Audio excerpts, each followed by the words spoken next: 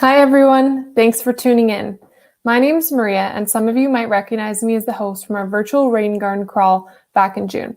Today we have a very special event for you, so without further ado, I'm honored to introduce you all to RGU's founder, Marc Yamaguchi. Hi and good afternoon everyone. Welcome to Revel in the Rain. Revel in the Rain is a celebration and fundraiser focused on showing appreciation for the rain and all its impacts on our lives.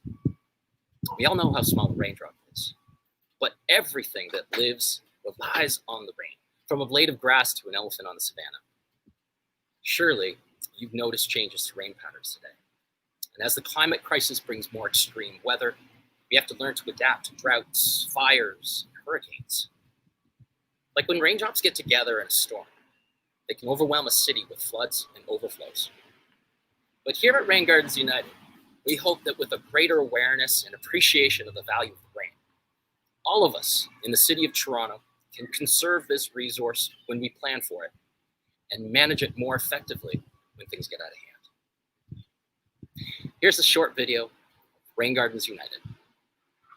The 2017 East End Rain Garden Crawl is an event to raise awareness of what people can do with their front yards, and that is build rain gardens, also promote the biodiversity of our neighborhoods with a self-sustaining ecosystem. So the rain garden is a shallow depression of loose soils. It's a mixture of compost and peat moss and manure. On top is like best bed of mulch, and they're all native plants. The idea is perennials come back every year, less maintenance for the homeowner, but also providing this continuous food source for the pollinators. We're asking the city to come on board and recognize residential's contribution to managing stormwater better. We're taking the water off our roofs through the downspout, basically retaining it. We're treating water on site. So the water that's returned to the water table is much cleaner, removing a lot of the water out of the stormwater system. So we're cutting down erosion and all those pollutants that roll into the catch basins without this kind of level of filtration.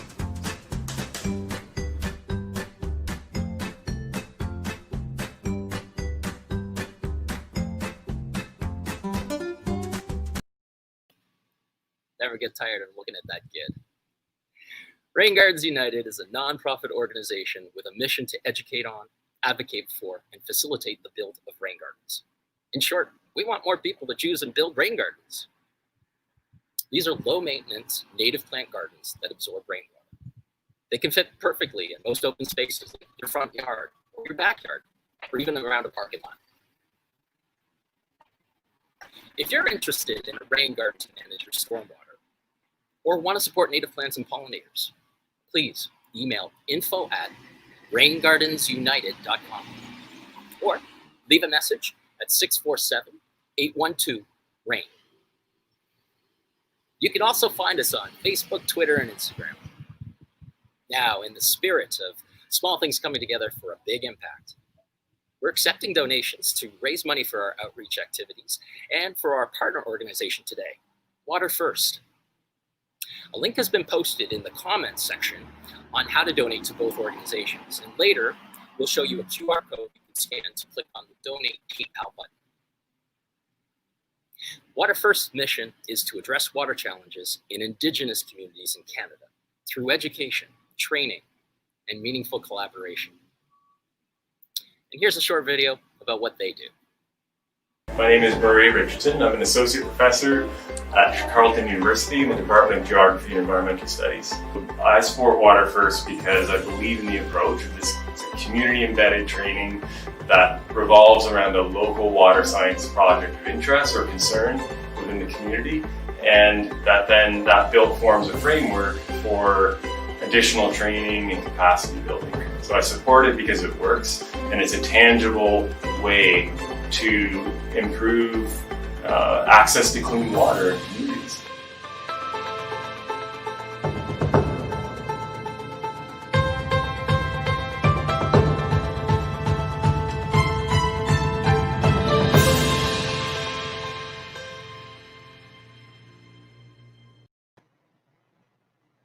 Hi, my name is Ting, and I am the president of Rain Gardens United.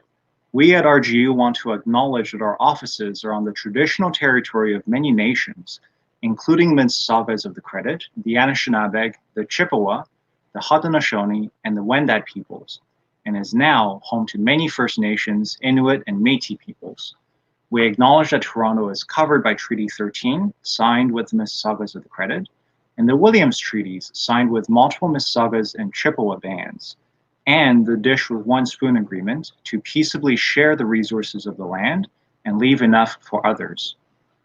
On another important note, this event was made possible with support from Park people and the TD Ready commitment. We would like to thank Park people and TD for providing the funding necessary to plan this out. Park people supports and mobilizes people to help them activate the power of parks to improve quality of life in cities across Canada.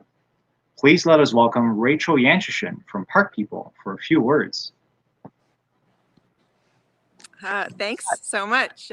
Hello, everybody out there.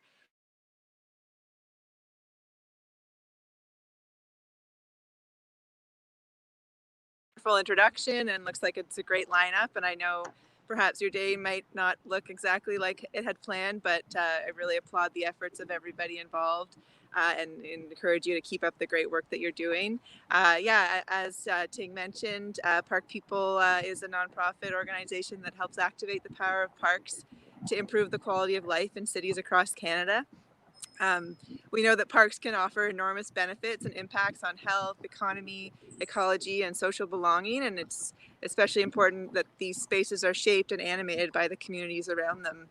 So we support and mobilize groups like Rain Gardens United as yours, community park groups, community organizers, nonprofits, park professionals, and others who work to activate the power of parks.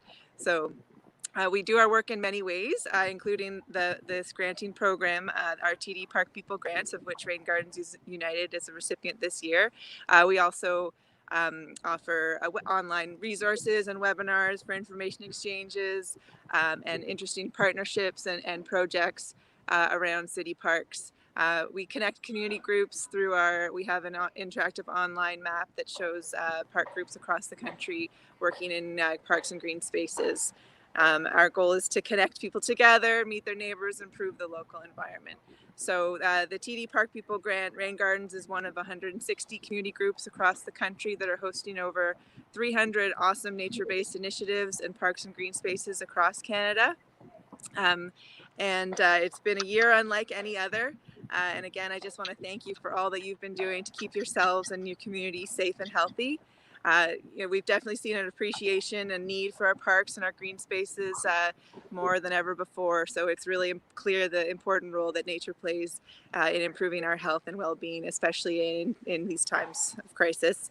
I'm out here in a fall day right now, but as the winter months approach and it gets colder, we're still really want to encourage everyone to continue to take advantage of their parks and green spaces despite the colder temperatures. Those meaningful social connections that we see through these spaces, they don't stop in the winter. So we just want to continue to support community groups doing this work to bring people together and improving the local environment all year round. As a staff team, we've already had a lot of brainstorming sessions about how can we embrace winter and still encourage this attitude of getting outside and enjoying the parks and green spaces. So I know you'll join us in embracing the winter outdoors. So yeah, just in closing, you're part of a bigger network across the country of groups that are leading and inspiring in your communities. You pivoted your programs this year. You did some online things, virtual, and excellent learnings there. So again, I just really want to congratulate everybody involved for all the fantastic work that you've done. So pleased that we could support you and have a great event today. Thank you. Thank you, Rachel. And absolutely, I'll definitely be getting out to the parks over the winter as well, just get some of that fresh air, see a little bit of greens that are left around. Amazing. Thank you for joining us. So today you can find the schedule for this afternoon at www.raingardensunited.com/revel. Feel free to check in and out as the day progresses, depending on what you find interesting. We hope to be streaming until 6 p.m., so definitely tell your friends to jump in whenever you'd like. They can see this on Facebook Live and YouTube as well. We will begin with the performers Mr. Art and Thée Wind Dancer, and then do a do a long activity followed by a few short breaks. So essentially we'll be cycling through this. Back to Maria. Okay, guys, so our first performer is Mr. Art, and Mr. Art plays music for children. His songs are funny and bring environmental awareness both to the earth and the world we live in. So let's have a listen to his music. All right. Thanks so much for having me, guys. It's great to play here.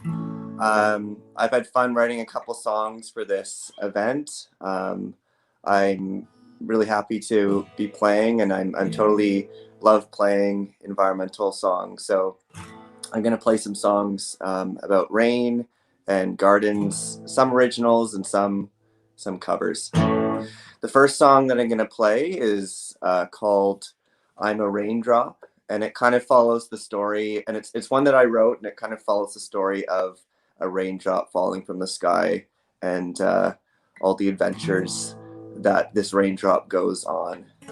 It's kind of made for kids, so if there's any kids out there, I hope you enjoy it. Okay.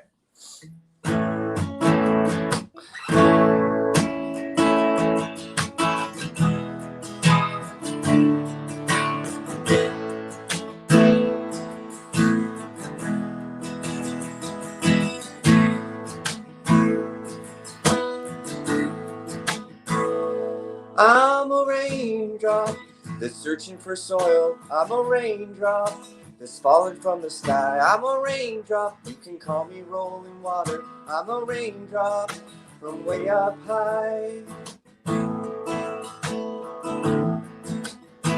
I've been traveling on the highway. I've been traveling on the roads. I've been traveling down your sidewalk to find a home. You said that you miss me. You say your ground is dry and you want to grow sunflowers in summertime. And I'm a raindrop that's searching for soil. I'm a raindrop that's falling from the sky. I'm a raindrop, you can call me rolling water. I'm a raindrop from way up high. I've been rolling down the rivers. I've been to the Great Lakes. I've turned into the morning mist as the sun becomes daybreak. You think your stone can stop me? Well, it is no match. One by one I travel swift and fast. And I'm a raindrop that's searching for soil. I'm a raindrop that's falling from the sky. I'm a raindrop, you can call me rolling water. I'm a raindrop from way up high.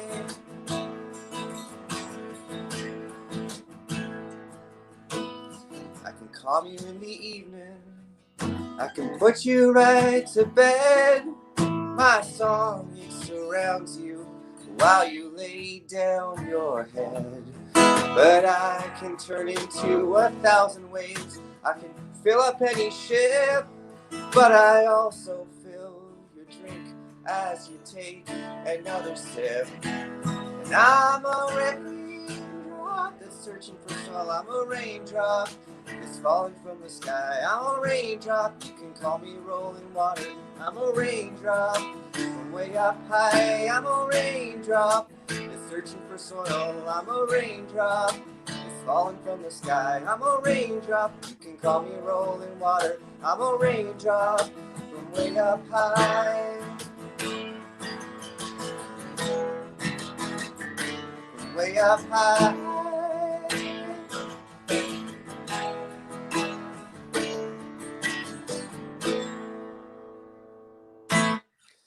All right.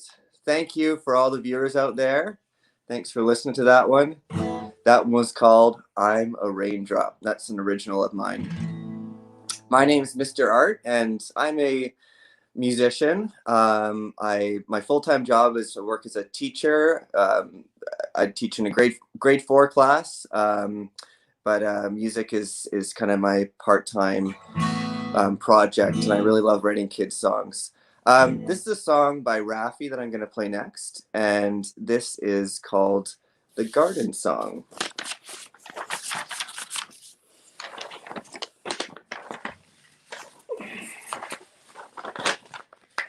All right.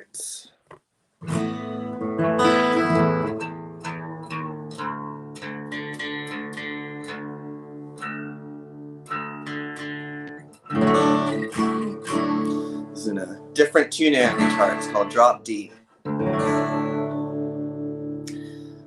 All right, 1, 2, 3, 4.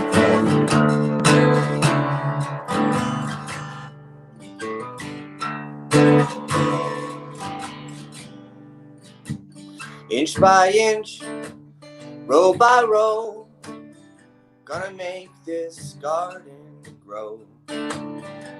All it takes is a rake and a hoe and a piece of fertile ground. Inch by inch, row by row, please bless these seeds I sow. Please warm them from below till the rains come a-tumbling down.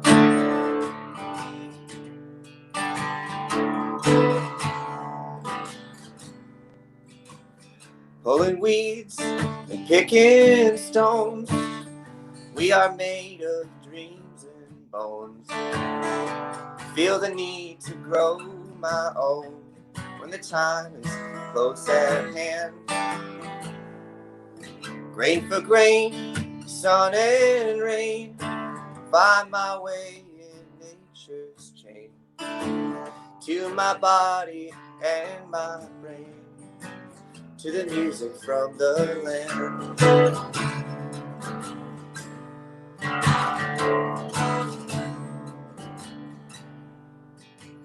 Inch by inch, row by row, I'm gonna make this garden grow.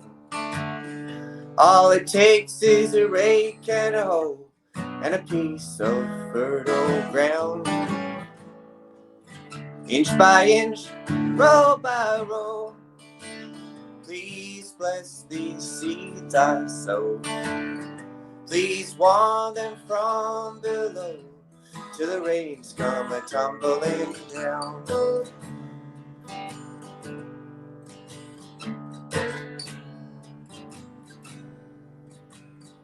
Plant your rows straight and long, season them with prayer and song.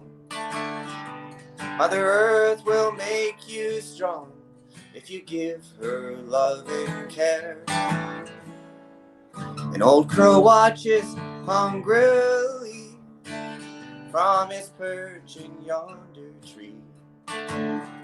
In my garden I'm as free as that feathered thief up there.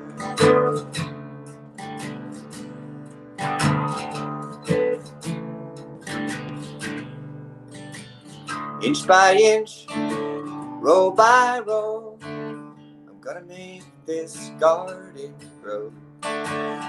All it takes is a rake and a hoe and a piece of fertile ground. I said inch by inch, row by row, please bless these seeds I sow. Please warm them from below till the rains come a-tumbling down.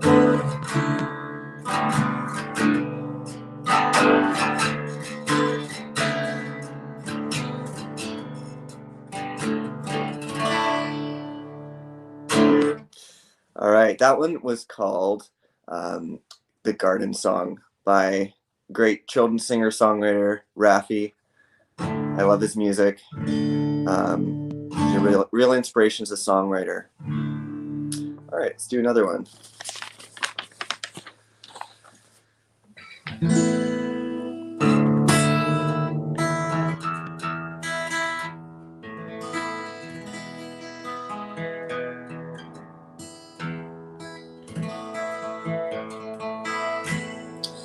All right. Thanks so much again for Rain Gardens United for hosting and creating this awesome event. It's a pleasure to play. I remember I was working with Ting a couple years ago, and I was a David Suzuki homegrown park ranger, and we did a variety of different projects around the city, raising awareness for the environment in an urban setting, and planting canoe gardens and stuff. And Ting's taken over the rain garden project, and it's so fun to get to play as part of it. All right, so this one is called Listen to the Water, and it's a cover.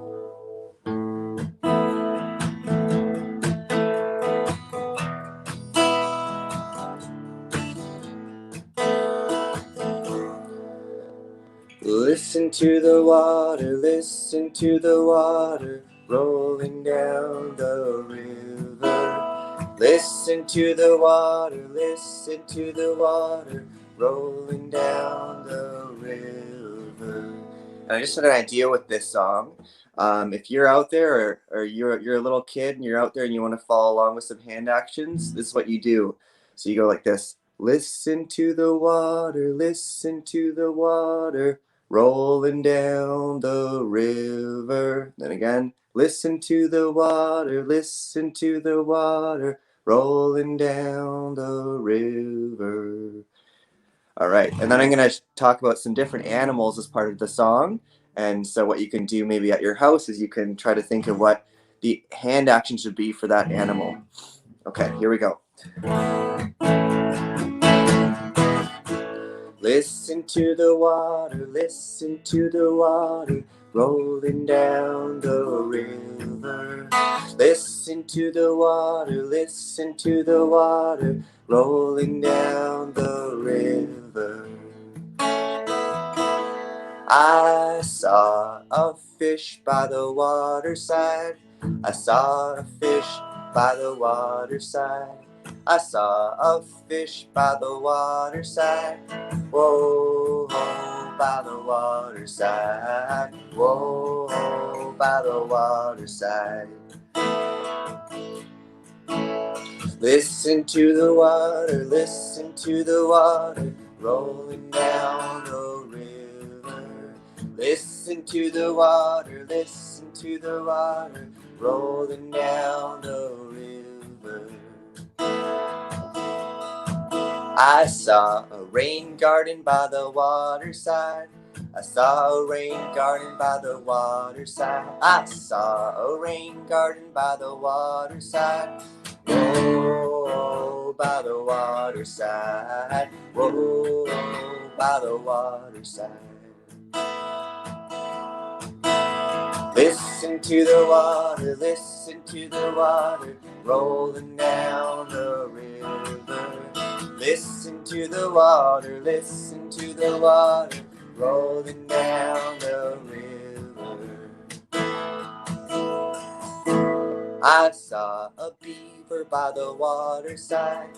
I saw a beaver by the waterside. I saw a beaver by the waterside. Whoa, by the waterside. Whoa, by the waterside. Listen to the water, listen to the water, rolling down the river. Listen to the water, listen to the water, rolling down the river. I saw a, what should we do? Maybe you're going to think of one at home and you can sing it yourself. Here we go. I saw a by the waterside. I saw a by the waterside. I saw a by the waterside. Whoa, by the waterside. Whoa, by the waterside. Chorus. Listen to the water, listen to the water, rolling down the river. Listen to the water, listen to the water, rolling down the river. Listen to the water, listen to the water, rolling down the river. Listen to the water, listen to the water rolling down the river. All right, thanks my friends, and I'll see you all at my next set coming up soon. Thank you so much, Mr. Art. That was amazing. So after that incredible performance, we're going to go over to another amazing performer that we're so excited to have today. So we're going now to Thée Wind Dancer. Thée is a Nuu-chah-nulth youth, and she's a multidisciplinary visual artist, storyteller, puppeteer, stilt-walker, and modern dancer. Thank you for being here. Thank you so much for having me. Yes, my name is Thée Wind Dancer. I am Nuu-chah-nulth, specifically house it from the west coast of Vancouver Island. Just like to say thank you to the Rain Garden United for inviting me and having me today and for this event. And also thank you to the Haudenosaunee, Mississauga, New Credit, Wendat, and Cree, I believe, is the lands that I am sitting on today in Toronto. But yes, I wanted to say thank you for having me. Yes, I have a couple stories from back home, or at least one I can share. And when I thought of rain, I thought of what I associate with rain. And one thing I associate with rain is after rain, when you're in the woods and all the ground and everything gets all shook up and all the bugs come to life. So this is a story that I grew up with, and every time I see mosquitoes, it's what I think of, and it's about the wild woman of the West, Nuu-chah. And essentially, if you were out at night by yourself, the wild woman, she could come and take you away from your family and would put sap or pitch on your eyes so you couldn't find your way home. And there's a story of these two siblings, and their mother was giving birth and called out to the siblings and told them, "You two need to go and get the midwife. You know, you need to go get her." And the kids were a little worried. They were saying, "But what about Nuu-chah? She could come get us. It's nighttime. We know better than to go out at night." And she said essentially, "Well, as long as you two are holding each other's hand and are taking care of each other, she can't, that bond is too strong for her to be able to take you." So the kids take that message to heart, and they make sure that they're holding each other's hands, and they start working their way down the path towards where the midwife was. And they're walking and they're nervous and they hear rustling, and it's pretty dark out at this point, and they're going and they're going, and sure enough, while they're walking, Nuu-chah pops right in front of them on their path, and the older brother is there, but the younger sister gets so spooked she lets go for half a second of panic, and in that moment Nuu-chah puts pitch onto their eyes and scoops them up and puts them into her giant basket that she would wear on her woven basket she would wear on her back. And she had a handful of kids that she had grabbed that night, and she kept walking around, and a couple kids here and there would get brought in. And while they were in there, the brother was doing everything he could to calm his sister and the others down, of course, because he just has this very older sibling instinct of, no, it's okay, we're gonna figure out a way to get through this, to stay calm, to figure this out, we can do this. And he's trying to think, because that's what his father always told him to do, was think. When you're in a situation like this, you can't just let yourself be overcome by these emotions. You have to think exactly what can I do to get out of this. And while he's thinking, he realizes that there's a little rip on some of the weaving. So he starts picking at it, and slowly he starts making a hole in this basket. So he pays attention, and every once in a while Nuu-chah would go on a little rest, and they quickly grabbed a couple rocks while she was resting again, like had put her on the ground. So then when she continued walking, they kept notching away at this basket with their rocks. And they work at it.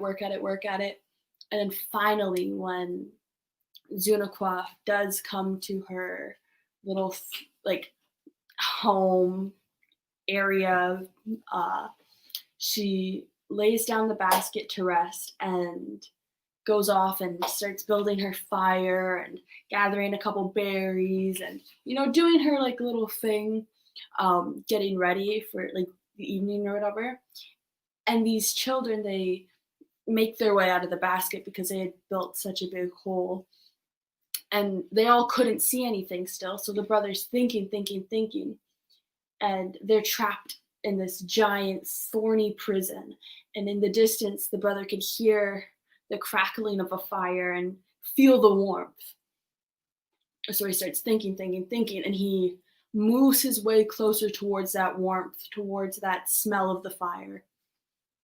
And he tells the others to like follow him. They slowly push their way through the thorns, like try not to get scratched. Just push until they finally make it to this fire, and they all stand around it. And slowly the like sap starts melting off their hand, like their eyes. And the brother tells them to catch it in their hands as it like melts off. So they do, and they make it into 2 giant balls of sap. And then the brother, once again, he's kind of like our main character of this story. He tries to get everyone to cooperate and finds the 2 best throwing arms of the group.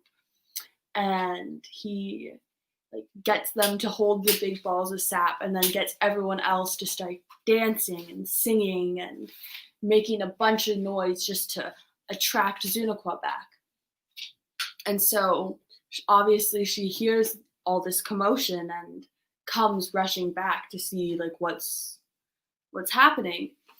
And as soon as she realizes, you know, she's a little like caught off guard, but before she can do anything, the 2 kids who were in charge of throwing huck with their whole might, and they land on her eyes. And then the rest of the kids quickly run and just like topple her into this fire pit where, like, you know, they're all like freed essentially. And as she burns, she like becomes like her embers as they go into the sky transform into mosquitoes. So that's why like mosquitoes will come out at night or after heavy rainfall. It's like they're all like this like embodiment of Nuu-chah-nulth. Yeah, so that's a story I've grown up with, and I always took, the beautiful thing is you can always take what you want from these stories, and I always took it as just like a reminder that nighttime can be dangerous, especially as a kid, right? Like you have to be aware, and if something like Nuu-chah-nulth is something that reminds me to go home, like I'll take it. But you could also see that as perseverance. You could see that as, you know, taking care of your sibling. There's like a lot of like good messages you can take from that.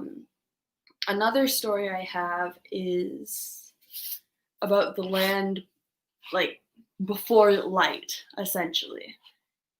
Because there's a story that in like there was a time before there was light anywhere. You know, it was just darkness and dreariness, and, you know, it was very hard for our character, for Raven, to see. You know, he got frustrated. He would just bump into trees and stuff all the time trying to fly around, and he just like was not happy with how like gloomy and like it always was, because there was no light, you know.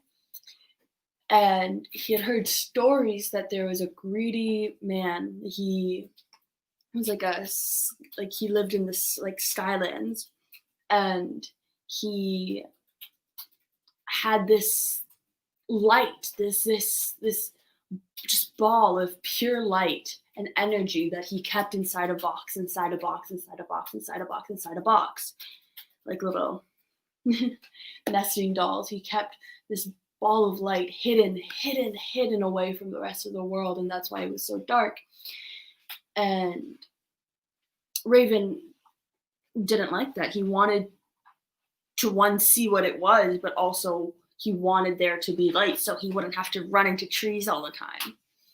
And so he realized that this man, he had a daughter, and so Raven paid attention, and when she took a break at a stream to take a drink, he transformed himself into a little like pine needle or like something very, very small. So when she scooped the water and drank it, she didn't even notice that there was this little bit in there.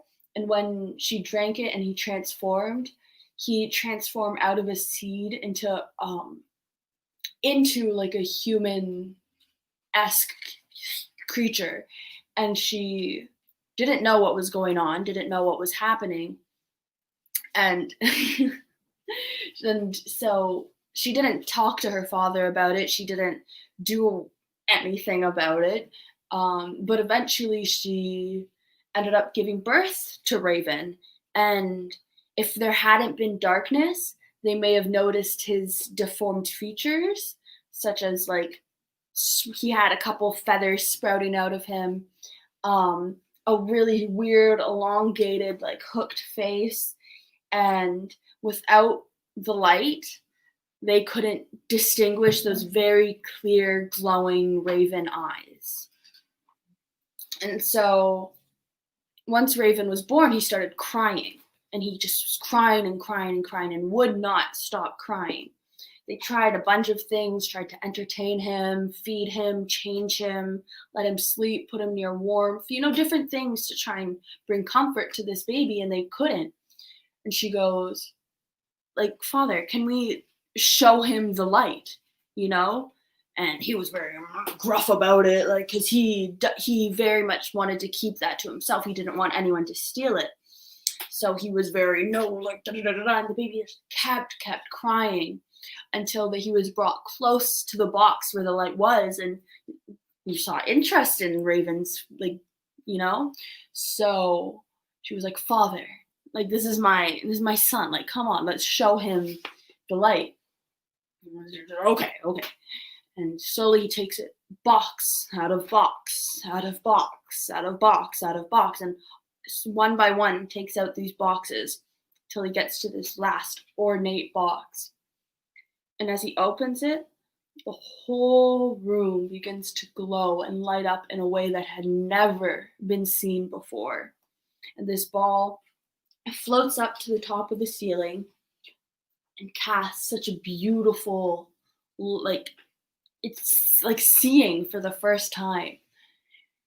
And every time they see it, even the people who like protect and hoard this light are still awestruck by it every time. So much so that they didn't even really realize that Raven had jumped up, transformed out of his weird human-esque baby form, flew into this raven and snatched this ball out of light and flew out the window so quickly that neither of them had time to react until they saw the light fleeting, and they saw it going up and up and up and further away. And as Raven flew, he just kept going higher and higher, and it was hot and it was hurting, but he could see the world illuminating under him. He could see so much that he had never seen before. The world was warm in a way it never had been. And he kept going and going and going until he brought it all the way up and saw this beautiful landscape that we all get to see every morning, every day. We get to see this beautiful sunrise that comes from him taking this ball of light and sharing it with us. And then I created a piece of art, like one of the first skateboard like I had ever made was heavily inspired by the Raven Steals the Sun story, and it's this guy right here. It's just like it's just the scene of him holding it in his claws and flying higher and higher in the sky, and there's just being like this glow. but yeah. So that's my raven steals the sun, and there's like a few other like things I could bring up, but do you have any ideas? But yeah, That was great. Thank you, Thée. So we're going to check back in with you in half an hour or so. For now, we're going to switch gears a little bit. We've had some great performances so far. Now we're going to go over to Isabel, who's one of our amazing RGU volunteers, and she's going to teach you guys how to make a mini water cycle. Hello there, my name's Isabel Toledo, and I'll be guiding you through the making a mini water cycle activity. So this is something you can follow along at home. For this activity, we will use a medium-sized sandwich bag. Just any Ziploc will do. A bunch of markers. Don't know if you need that many colors, but never enough. We will use them to create a closed water system that's simulating the closed system that we have on Earth. And we can watch it, where we can add water and watch it evaporate and condense, just like our clouds and rainfall. So this represents a model of the water cycle that drives all life all over Earth and will help you understand how the water moves in a cycle through the environment with the power of the sun. So first, let's take our sandwich bag and place it on a surface, like a table, but I'll have a clipboard here. We're going to draw the basic water cycle on the sandwich bag. So part of the water cycle involves first starting with the sea and lakes and rivers that we find everywhere. And then our trees and grasses and all vegetation that take up that water and use that water to grow. So through the power of the sun will heat up the water molecules. Whoops, wrong color.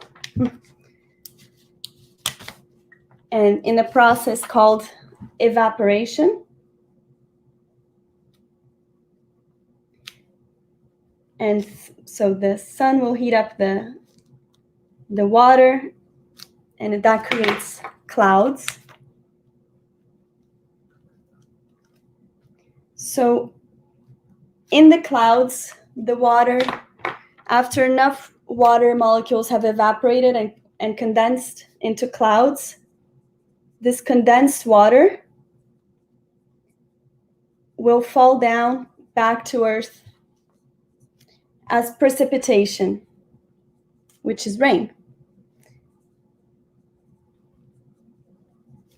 And this precipitation will go back into the rivers and can be used by the trees and all life forms on Earth.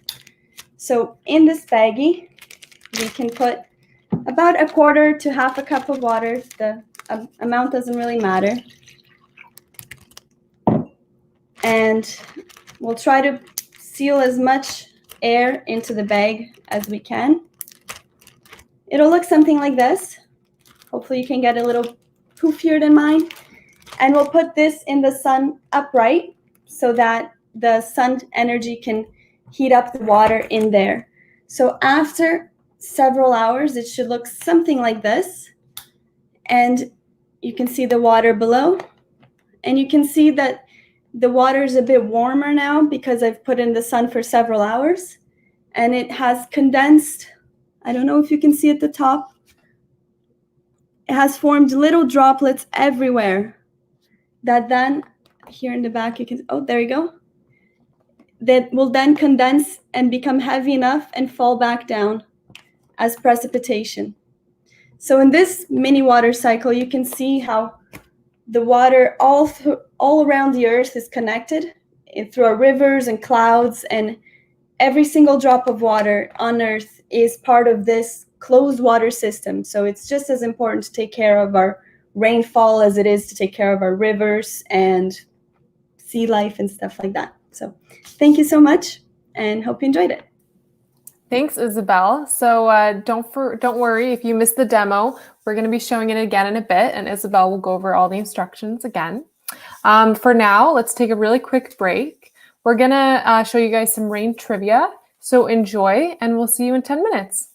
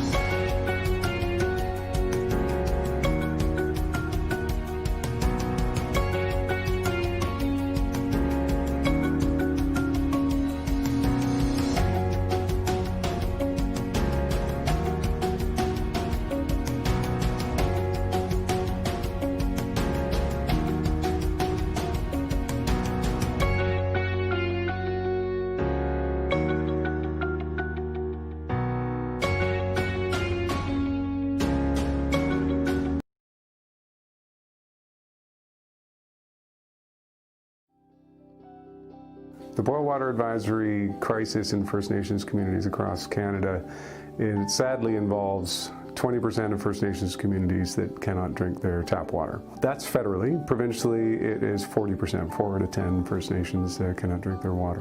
What Water First is doing about that, and the area in which we focus, is on education and training. Where we focus is on recruitment of young adults, young Indigenous adults, to the field of water treatment, to the field of environmental water quality monitoring, and we support them to obtain their entry-level certifications and to enter the professional field.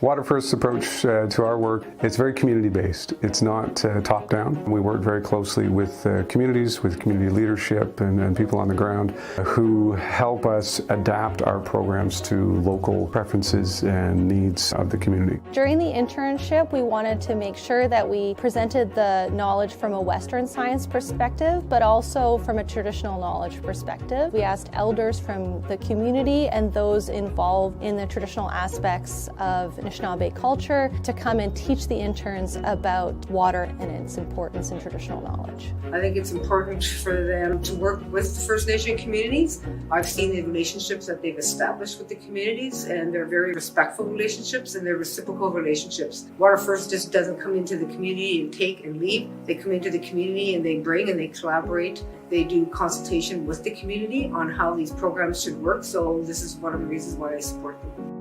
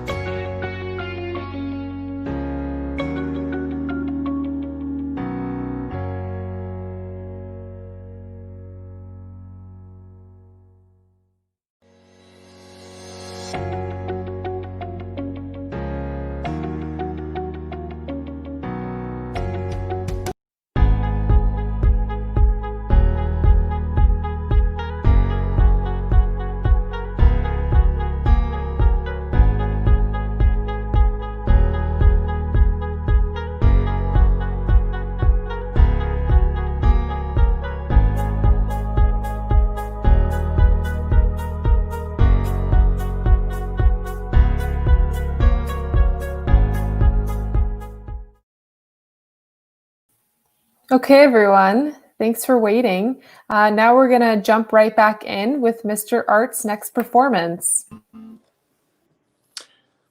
All right, great to be back here. Thanks again, Rain Gardens United, for having me. It's a real pleasure to play as part of this. I was talking last time about planting canoe gardens with Ting, who's one of the organizers of this event. And for those who don't know about that project, that was a few years back, and it was by a guy called Aidan Nolan, and he basically put canoes in various places across Toronto as a way to mark the lost rivers of Toronto. So maybe you've seen some canoes around. They have different pollinator plants inside of them that represent the rivers that were once flowing through the city. All right, so I'm going to start with a cover, and this is by Creedence Clearwater Revival, and it's called Who'll Stop the Rain, but I'm going to change it into Who'll Save the Rain.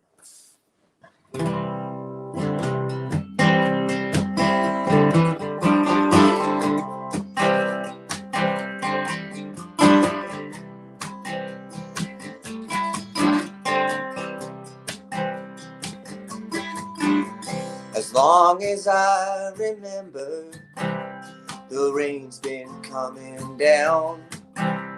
Clouds of mystery pouring, confusion on the ground.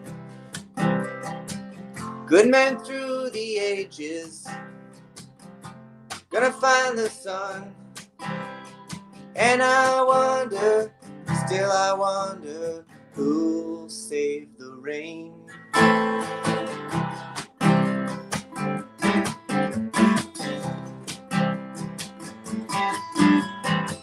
I went down to Rain Gardens United, seeking out the storm. I caught up in the fable, I watched the tower grow. 5-year plans and new deals, wrapped in golden chains. And I wonder, still I wonder, who'll save the rain?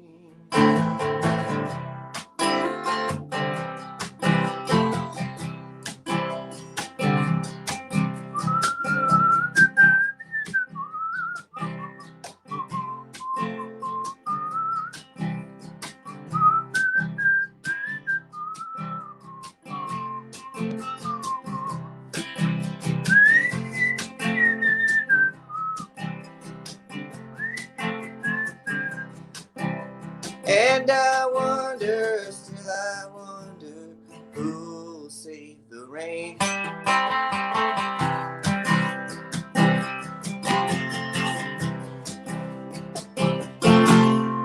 I heard the singers playing, how we cheered for more. The crowd then rushed together, trying to keep warm. Still the rain kept pouring, falling on my ears. And I wonder, still I wonder, who'll save the rain?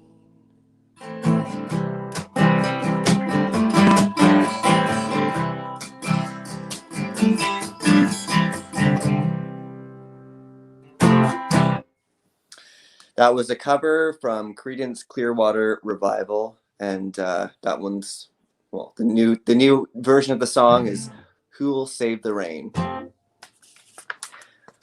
right.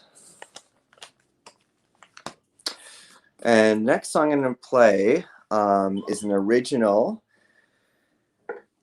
and it's called There's a Storm Coming In.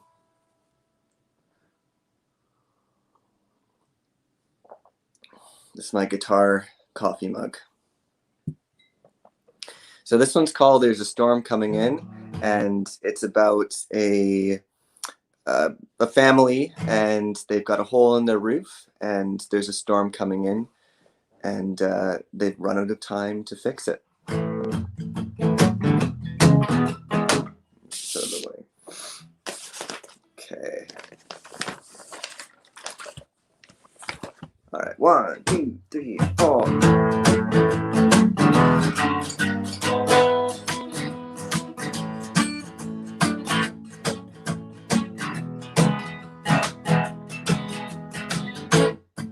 There's a storm coming in, but we gotta fix the roof. We gotta fix the roof. We gotta fix the roof. There's a storm coming in. We gotta fix the roof. We gotta fix the roof right now. 'Cause we know the roof has got a little hole. It's got a little hole. It's got a little hole. And we know the roof, yeah, it's got a little hole. It's got a little hole right now. There's a storm coming in. We gotta fix the roof. We gotta fix the roof. We gotta fix the roof. There's a storm coming in, and we gotta fix the roof. We gotta fix the roof right now.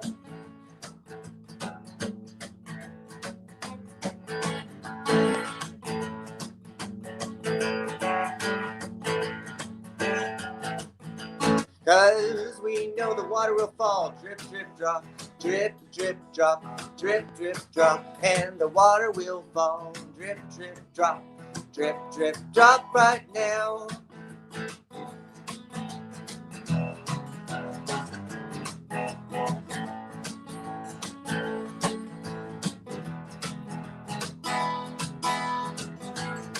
And we know the hole is gonna bring the water. It's gonna bring the water, and it's gonna bring the water. We know the hole, yeah, it's gonna bring the water. It's gonna bring the water right now. And the water's gonna fall onto the cat's head, onto the cat's head, onto the cat's head. And the water's gonna fall onto the cat's head, onto the cat's head right now. And the cat's gonna go meow, meow, meow, meow, meow, meow, meow, meow, meow. And the cat's gonna go meow, meow, meow, meow, meow, meow, meow, meow.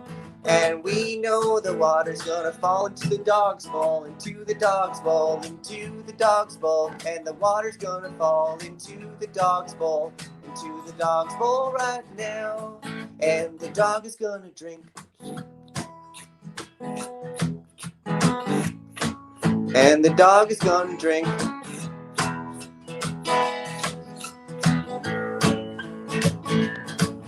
There's a storm coming in, but we gotta fix the roof.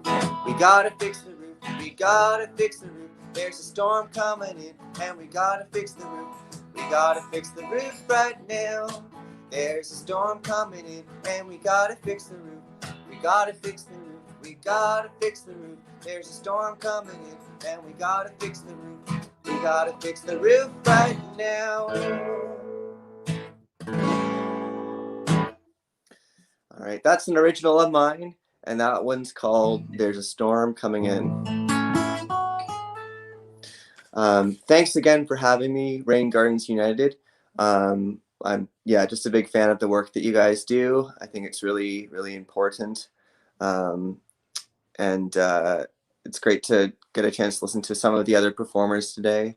I hope everybody out there is doing well.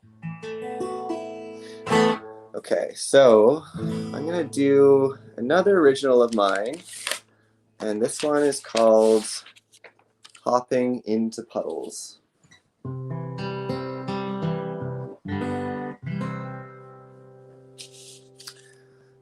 All right, here we go. This one's kind of about a little kid who's coming home from school, and he's hopping into puddles and thinking about where water goes. I think for a lot of kids, especially in the city, and for adults in the city too, I think people wonder where water goes and where are rivers and waterways. So I thought it would be fun to kind of write a song that wonders about these things.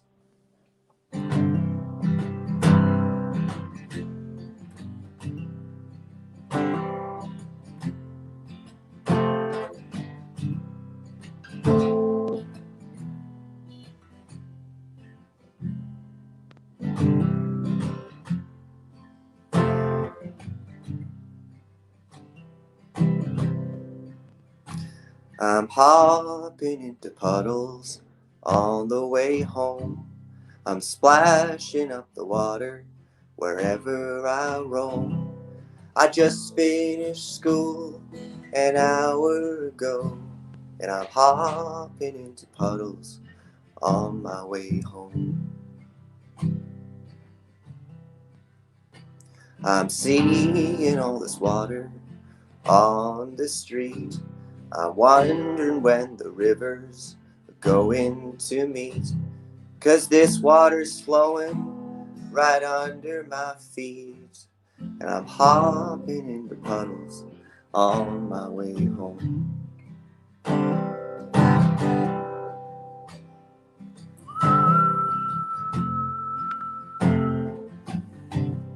Ooh,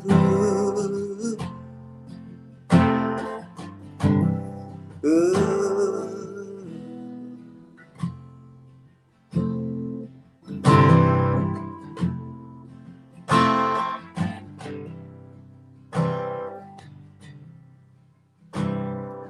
I love water, and I know you do too. Here there is me, and down the river is you. You water a seed, and a flower will bloom, and I'm hopping into puddles on my way home. When I brush my teeth, down the drain it goes. I ask, where do you travel? 'Cause I really don't know. Do you go underground? Do you go deep below? As I'm hopping into puddles on the way home. Ooh,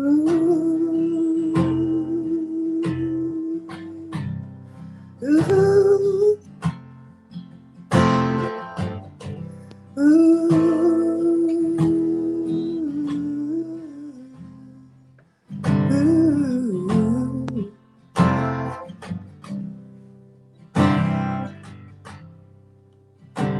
Where is the river?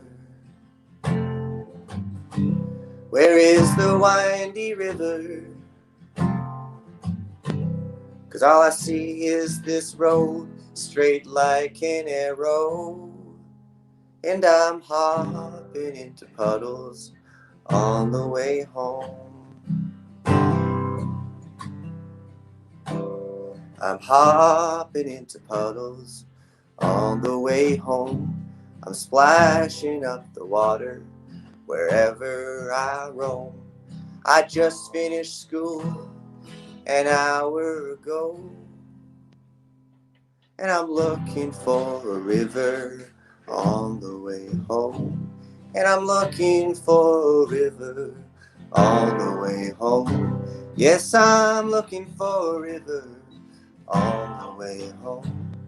I'm looking for a river on the way home.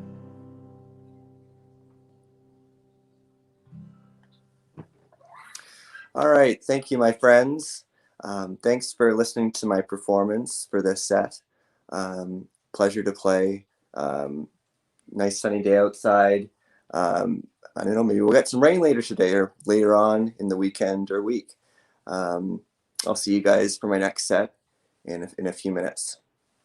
Okay, thanks, Mr. Art. So now we're going to pass it back to Thée, and she's going to perform for us once more. Hello, thank you. Yes, as you said, my name is Thée Wind Dancer. I'm Nuu-chah-nulth from the west coast of Vancouver Island, and that's where my stories are from. Once again, I'd just like to thank the Haudenosaunee, the Anishinaabe, the Mississauga, New-Credit, and Wendat, just to get that knowledge out there, to remember whose land we're on right now. And yeah, so I just wanted to say thank you for having me. And yeah, so these are stories I grew up with and I associate with rain. And maybe I should explain why I associate stories from home with rain so much, and why it's more personal to me is because where I grew up, in the winter, we didn't get snow, we got rain, right? Like we lived in a rainforest and like we didn't have to shovel. We could just like go, and one day it'd be really rainy and then the next day you could go out in a sweater and you'd be fine. So there's like always that aspect in a lot of like when I think of home. And of course, these stories are very close and remind me of BC because I've lived in Toronto for like probably 10 years, if not more. And so, yeah. But this is, once again, just the Zunaqua story. It really just reminds me of home, and especially that relationship between the rain and the forest of after it rains, the bugs and the life comes to life. And so, yeah, this is the Zunaqua story again. It's every time I tell it, I focus on different details. And so there was these siblings, and they had grown up with the tale of Zunaqua, which was essentially the wild woman of the West, who, if you weren't careful, she would, like, if you were out late at night or something, or lost in the woods when you weren't supposed to be, like, she would like take you and put you in her basket and put like sap or pitch on your eye so you couldn't find your way home. And so these two siblings had grown up with this story their whole life, but their mother was in labor and called out to them and said, you need to go get the midwife. Like, it's an emergency. We really need you to run and grab her. And being scared of Zunaqua, they were like, but Mom, we don't want to be taken. And she reassured them that as long as you two are holding each other's hands and taking care of each other, that love and like connection will protect you from Zunaqua, and she won't be able to take you. And so with that faith and with his father's reassuring words of just like, remember to keep like a level head and try and think your way through a situation, right? He grabbed his little sister's hand and they made their way through the woods, and they're walking and walking, and it's pretty dark at this point. They can see a few stars, but they know where they're going, so they stay on the path. But sure enough, while they're walking, Zunaqua jumps in front of them, and the brother is like scared but tries to just like stand his ground, but his like younger sibling, she just like freaks out in that moment of just, shock, and lets go of his hand. And with that magic kind of protection like gone, they quickly get scooped up by Zunaqua and tossed into her basket. She throws pitch on their eyes so they can't see anything, and trying to calm her down, as well as some of the other kids who had been taken, just because he has this older sibling protection and like, I'm gonna take care of you, we have to figure something out, I don't want you to panic about it. And he was just remembering his father's words, like think, like when you're in a difficult situation, like think. And so he's trying, and he feels around, and he feels like this little like notch in like the basket where it had like ripped or something. So he started poking away at that, and every time Zunaqua would like rest for a minute and put down her basket, he would reach and try and like grab like a rock through this little hole or whatever. And they ended up having like a couple of rocks after she stopped a couple times, and all the kids started like just picking away at this like weaving, which is usually done by cedar bark. And so they're picking away at it, and she doesn't really notice, she can't feel anything. And finally she comes to her like final like resting spot and puts down her basket in this thorny prison, makes her fire, goes off to go get water or berry, she's just off getting ready for her evening. And in that time, the children like finally rip out of this basket and like make their way through it, and the brother could hear, like in the distance, he can hear like the crackle of the firewood. He can smell it and like feel the warmth coming from a specific direction. So he slowly moves his way towards it, very quickly realizing that they're trapped in this like thorny prison. But he perseveres and he convinces the other kids to follow him towards this fire. And so they're all pushing through these bushes of thorns, like getting scratched up. But he knows that the best bet is to go towards the warmth. So they make it to the fire, and he tells them all to gather around, because he quickly realizes that the sap starts melting like as soon as it starts getting warm. So he tells them all to stand around the fire and have their hands out and to catch all the sap that drips off of their eyes until they can see again. So they all collect the sap, and he tells them all, okay, let's make it into 2 big, like, I don't know, volleyball-sized or dodgeball-sized balls of sap. And so the kids all do that, and they make these 2 balls, and he figures out who the best 2 throwing arms are. It's a little girl and a little boy, and he just like tells them to take the balls and just like get in position and get ready to throw with all their might, like, you know, at Zunaqua when she finally comes back. And so they start making like a bunch of noise, start dancing and singing and yelling and snapping twigs and throwing rocks at trees, doing what they can to draw attention and make a bunch of noise. So Zunaqua will come and like see them. And when she sees like what's going on in front of her, she like is like, before she can even like react, the 2 kids threw the sap, and all together the children pushed this temporarily blinded Zunaqua straight into the fire. And as she burned, her embers turned into mosquitoes and like flew into the air. And like that's why like during nighttime, after evening, especially after rainstorms, like mosquitoes are much more like alive. And that was just like a lesson for me. Like when mosquitoes are out, I shouldn't be out. I need to go home. So that was a very like good lesson for me, because like with all like Indigenous stories, like you can take meaning that you see in it, and I always saw it as like, all right, Zunaqua's out, I not me. I should be going home. I shouldn't be out. So that's what my Zunaqua story is. And yeah, I'm not sure much more time I have for another story, but I can try and tell like a quicker version of the Raven Steals the Sun story. The BC used to just be darkness. There was no light. It was dreary and cold and just dark. There was no sun. And Raven was flying around. He'd bump into trees and he'd be flopping over stuff, and he couldn't see anything, and he was getting sick of the darkness. And he heard that there was this sky man, or he had this ball of light that he was that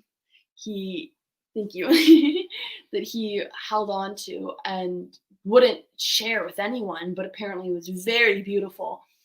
And Raven was like, how do I get this? How do I steal this? How do I share this with the world or whatever, right? Because he was just mostly just like, I'm sick of running into trees.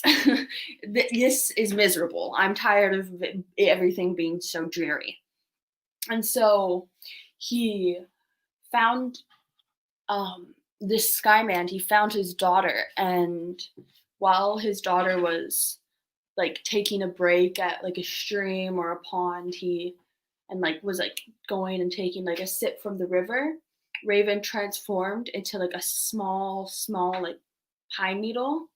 And so when she drank the water, she didn't even notice that he was there until like she had drank it. And then once Raven felt that he was like warm, like, you know, inside, he transformed like into like a human-esque creature. And she didn't know what was happening. So she didn't say or do anything. She didn't tell her father what was happening until she had like given birth to this like child. And because it was so dark, they couldn't actually see what the baby looked like, because they would have clearly seen that they had like some weird feathers sticking out their side and like weird patches of skin that weren't quite skin. He had like a weird kind of distorted curved face, and most importantly, they would have realized he had the stark glowing eyes of the raven. And so once Raven was born into this family, he just started crying, and the like daughter and like grandfather at that point couldn't figure out what was making him cry so much, and like how to comfort him in any way. They tried feeding him, changing him, playing with him, letting him sleep, and nothing would comfort the poor like child. And so the daughter was trying to convince the father, who had been keeping this ball of light hidden inside a box, inside a box, inside a box, inside a box, inside a box, like little like nesting dolls. He had very, very well hidden son. She was like, "Father, like let him see it. Maybe that will bring him some joy. Maybe that'll bring him some comfort." And so she was like let him see it. And he was very like, "No, I don't want him to see it." And eventually she convinces him like, "No, come on, like there's literally, he's been crying for days. Let's show him the light, and then maybe that'll bring him some comfort." Finally, the grandfather decides, you know what? Yeah, okay, I'll show like my grandson this light. So he takes it out, and he takes it box after box after lid after lid after box, and he finally gets down to this last box, and he opens it up, and as he opens it up, the whole room starts glowing so magnificently. And he just like, they're, as many times as they have seen it, because they're the only ones who have seen it, they're still just so amazed, because in comparison to how dreary the world is, they see this beautiful light, and they just are so awestruck that they don't even notice when Raven very quickly transforms out of this humanoid baby raven form into his proper form and snatches the light. And it's hot and it hurts, and he zooms out the window and he carries it in his talons, and he goes and he goes and he goes. And as he flies higher and higher, like this, like he starts seeing more and more of the land beneath him, like light up, and he sees so much that he had never seen before, so much warmth that the world had never seen, like people couldn't, like in the darkness, it was hard to hunt, it was hard to fish, it was hard to live. And so to have this warmth, this light, it was like new life to the whole world. And so Raven just kept going higher and higher and higher. And it was hard and hard and hard for him to like go that high. But he saw how beautiful the world was and how much he could light up with like how high he was going. And eventually he gets to where the sun is now, and he looks at the world, and we have like Raven to thank for the beautiful sunsets and the beautiful sunrises we get to see. Because until then, it was just darkness until he like shared this light with all of us. And I think that's like a really like nice story to have. And this is the same thing. This is like my interpretation of Raven like lighting up the world for the first time and just bringing that like warmth and life like into the world. So yeah, I wanted to say thanks again to Rain Garden United for inviting me and having me. I just really enjoyed like talking about like stories from BC, and like I see it connected because like you can't really talk about like where I'm from without bringing up the rain, because everything is so like connected. Even like the way we design our clothes is designed for like the rain and the water and stuff. So I think it's really fascinating. And water is always very important. We are mostly water. But yeah, I'm really thankful. This is my second thing. I think I'll be back around 3:50. Yeah. Oops, I'm sorry. We'll see you soon, Thée. We'll check back in a half hour or so. For now, we're going to head over to Ting, who's going to teach us how to make a cloud in a jar. Hello again. Have you ever wondered what the recipe is for a cloud? The ingredients are simple, and a small cloud can be made at home with the right materials. All you need are 3 ingredients: steam, condensation, and a condensation nuclei. This demonstration will show you how you can make one right now. All you need are some hot water, hairspray, and a few ice cubes. You don't need too many of them, just a few. Oh, and you also need a mason jar to hold the cloud afterwards, or for the activity actually. So because we're using water that's been boiled, that are still pretty hot, make sure you're staying safe and being very careful when you're pouring it. And also, I recommend having all of the things around you so that it's easy to put everything together. So let's start. Here I have my electric kettle with water that I boiled a few minutes ago. I can see steam coming out of it, so I know it's hot enough. I'm going to carefully pour a little bit of hot water into the mason jar, maybe 1/4 cup. There, so you can see the steam coming out of it already. So now, this part you're going to have to be a bit quick. Put a spray of the hairspray, and then cover it up. So notice that my lid is upside down. Let's just make it this step a little bit easier.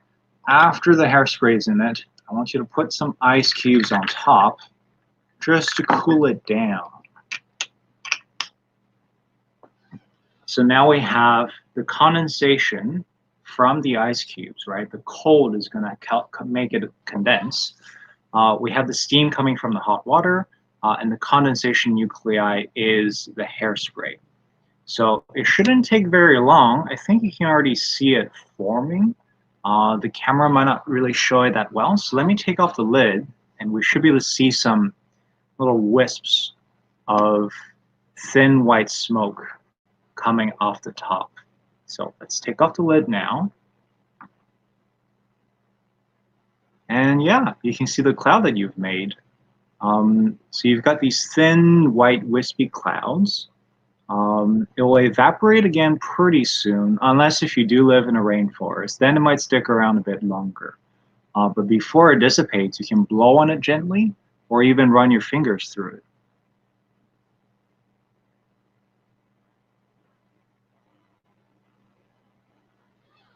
So when a cloud like this has enough water in it, the particles will combine into bigger water droplets and then fall down as rain or snow. Here I actually have a slightly bigger version of it. So you can see that it's already pretty much gone by now. I made this version just before. So I've got a really big jar, but it's been sitting around for a while, so you might not be able to see much. But at the top, there's still a little bit of cloud coming from it.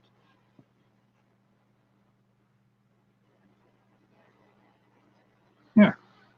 All right, so this is the cloud in the jar demo. You need some steamy water, some hairspray, and a bit of ice, and some sort of jar to hold it in. Please check back for our next activity to see how you can measure how much rain actually falls down when clouds like these do start raining. Okay, perfect. Thank you, Ting. So that was how to make a cloud in a jar. And if you missed it, not to worry, Ting will be back in a bit to show us again. In the meantime, we're going to take a quick break. So we'll check back in with all of you in about 10 minutes. So we'll see you soon.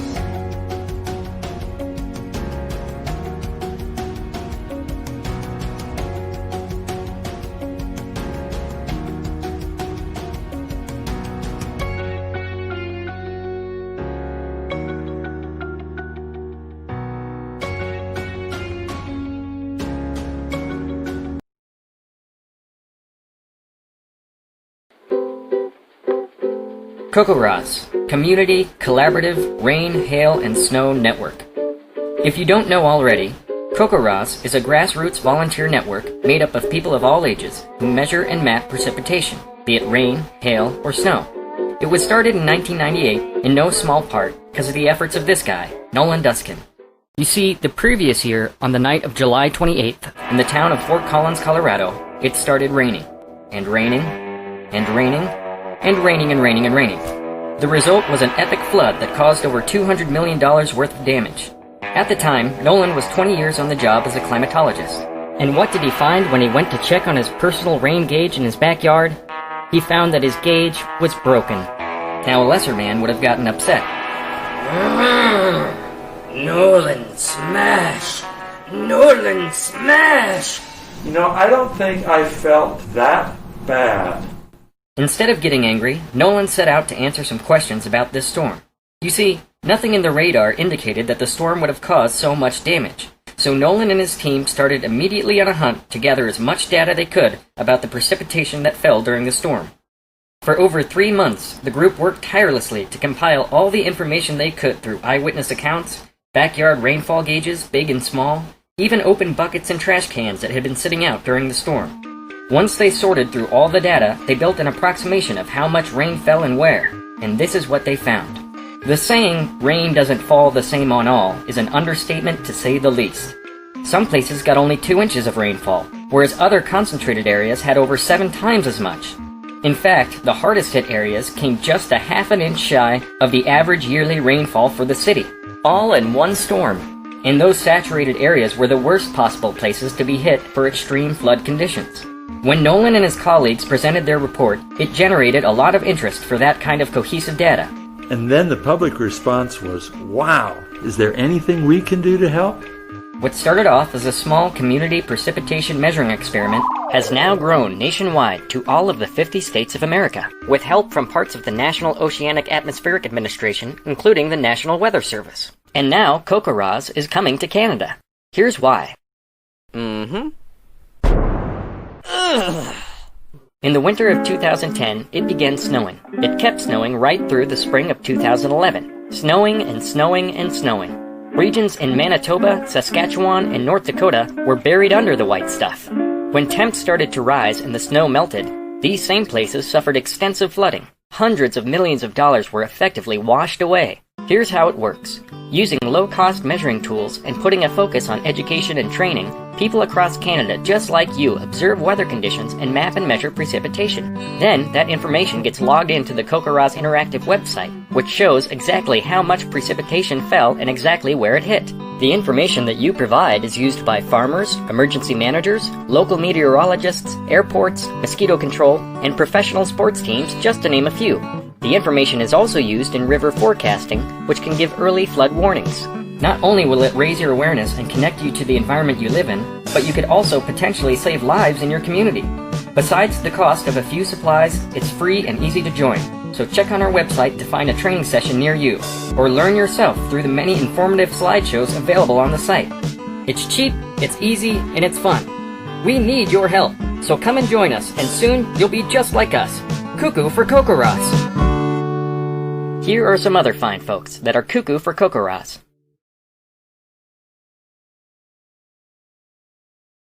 The 2017 East End Rain Garden Crawl is an event to raise awareness of what people can do with their front yards, and that is build rain gardens, also promote the biodiversity of our neighborhoods with a self-sustaining ecosystem. So the rain garden is a shallow depression of loose soils. It's a mixture of compost and peat moss and manure. On top is like this bed of mulch. And they're all native plants. The idea is perennials come back every year, less maintenance for the homeowner, but also providing this continuous food source for the pollinators. We're asking the city to come on board and recognize residential's contribution to managing stormwater better. We're taking the water off our roofs through the downspout, basically retaining it. We're treating water on site. So the water that's returned to the water table is much cleaner, removing a lot of the water out of the stormwater system. So we're cutting down erosion and all those pollutants that roll into the catch basins without this kind of level of filtration.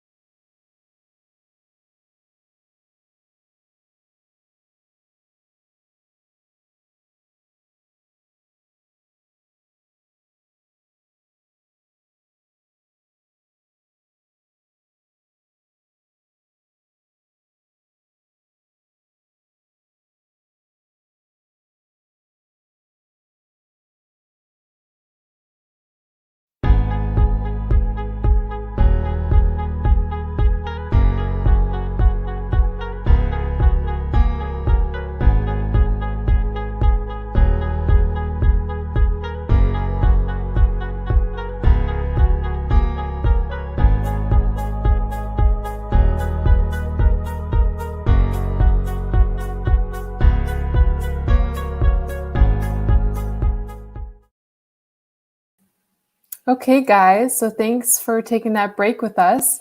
We're going to head things over to Mr. Art for his last performance of the day for us.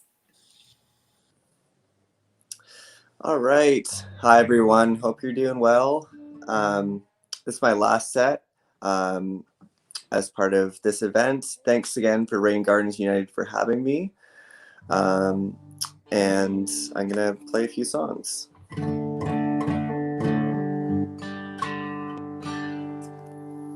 All right, this first one is a song which Ting requested that I do, and it's called Revel in the Rain. So, Ting, this song is for you. Revel in the Rain. Here we go.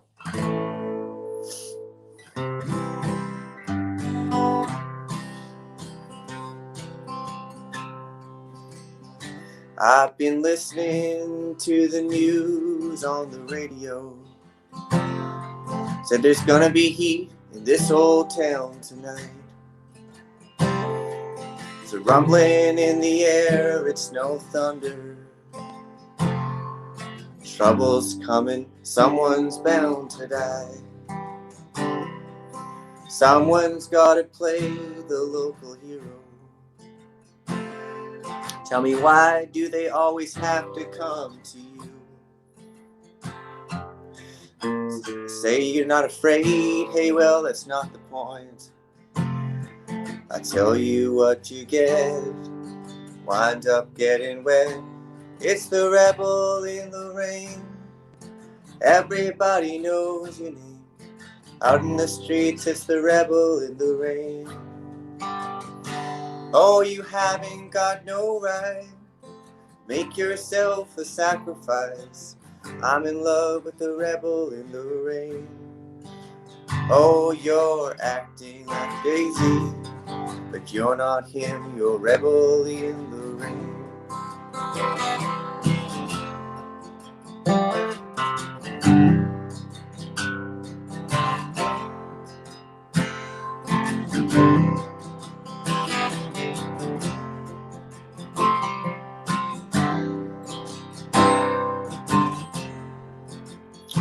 I've been listening to the news on the radio. Said there's gonna be heat this old town tonight. There's a rumbling in the air, it's no thunder. Trouble's coming, someone's bound to die. Someone's gotta play the local hero. Tell me, why do they always have to come to you? You say you're not afraid, well, that's not the point. I tell you what you get, you wind up getting wet. There's the rebel in the rain, and everybody knows your name. Out in the streets, it's the rebel in the rain. Oh, you haven't got no right. Make yourself a sacrifice. I'm in love with the rebel in the rain. Oh, you're acting like Jay-Z, but you're not him, you're rebel in the rain.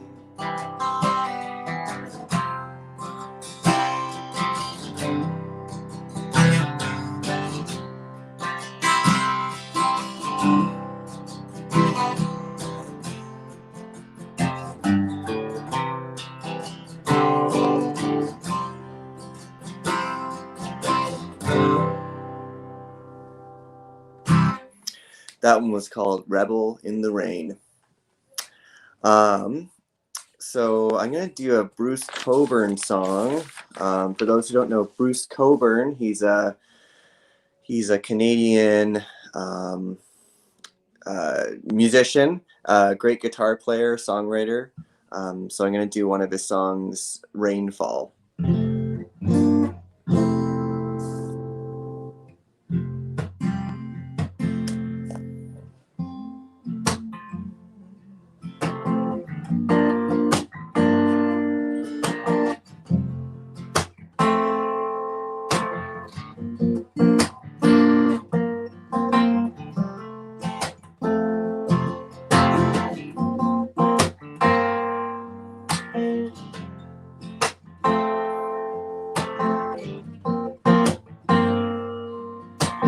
Rainfall on rolling green, wavy lines and peacock sheen.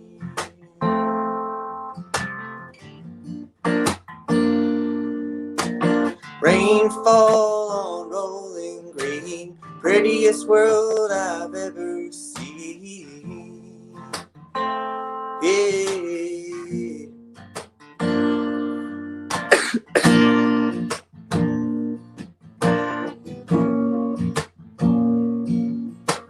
Faces and places in a highway land, beads strung on a silver strand.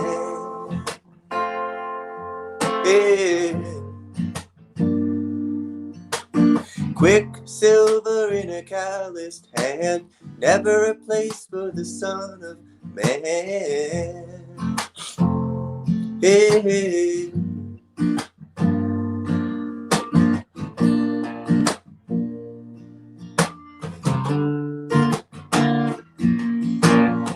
Born under a rainbow sign, flash of wave in space and time.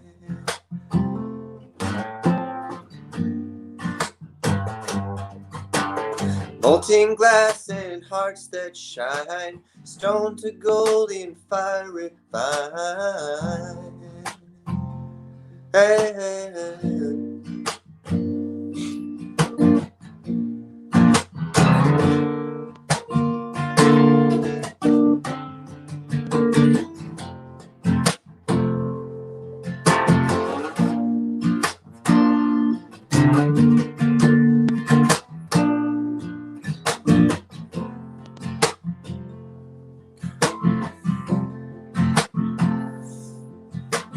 Rainfall on rolling green, wavy lines and peacock sheen. Yeah. Prettiest world I've ever seen, prettiest world I've ever seen. Yeah.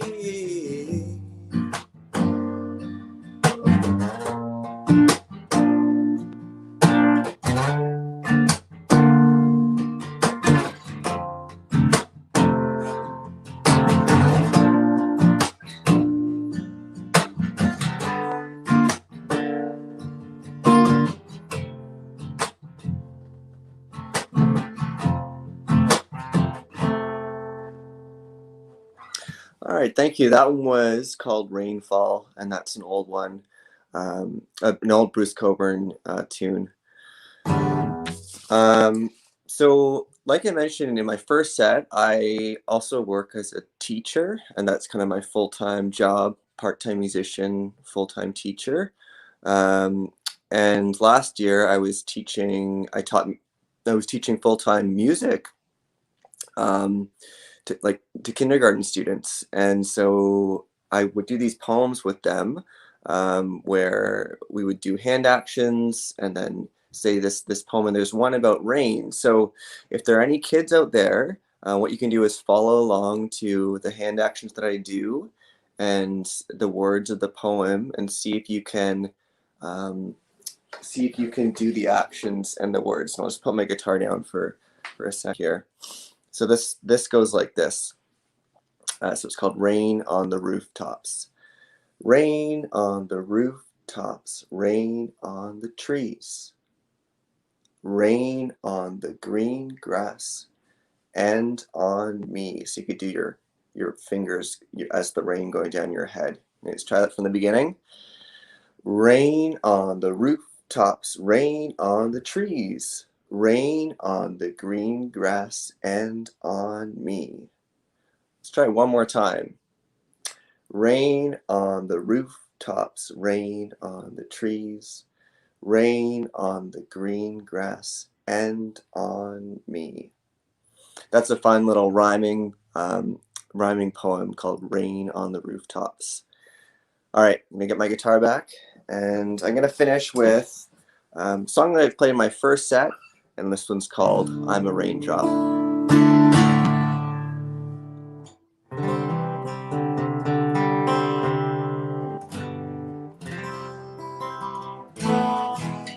Okay, 1, 2, 3.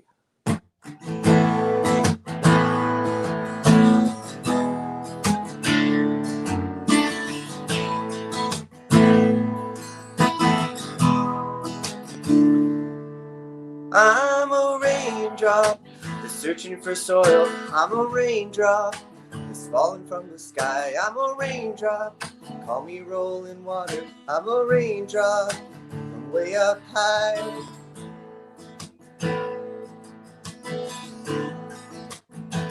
I've been traveling on the highway, been traveling on the roads. I've been traveling down your sidewalk to find a home. You said that you miss me. You say your ground is dry and you want to grow sunflowers in summertime. 'Cause I'm a raindrop that's searching for soil. I'm a raindrop that's falling from the sky. I'm a raindrop, you can call me rolling water. I'm a raindrop from way up high.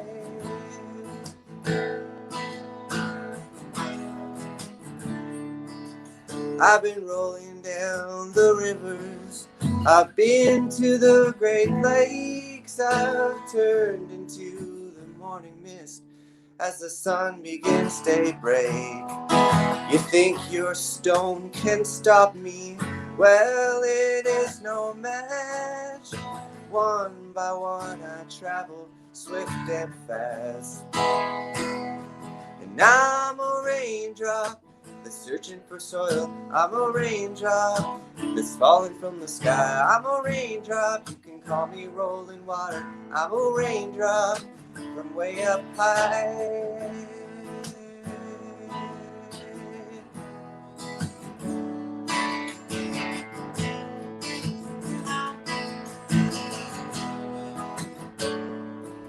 I can calm you in the evening.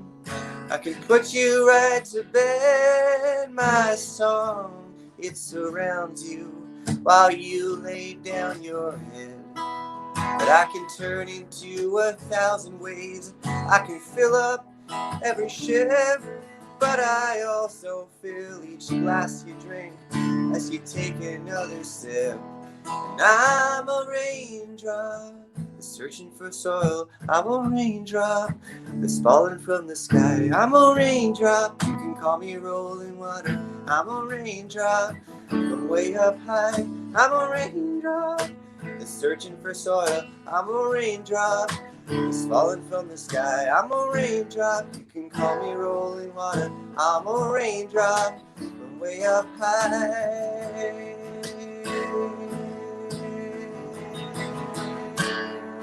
Way up high. Way up high.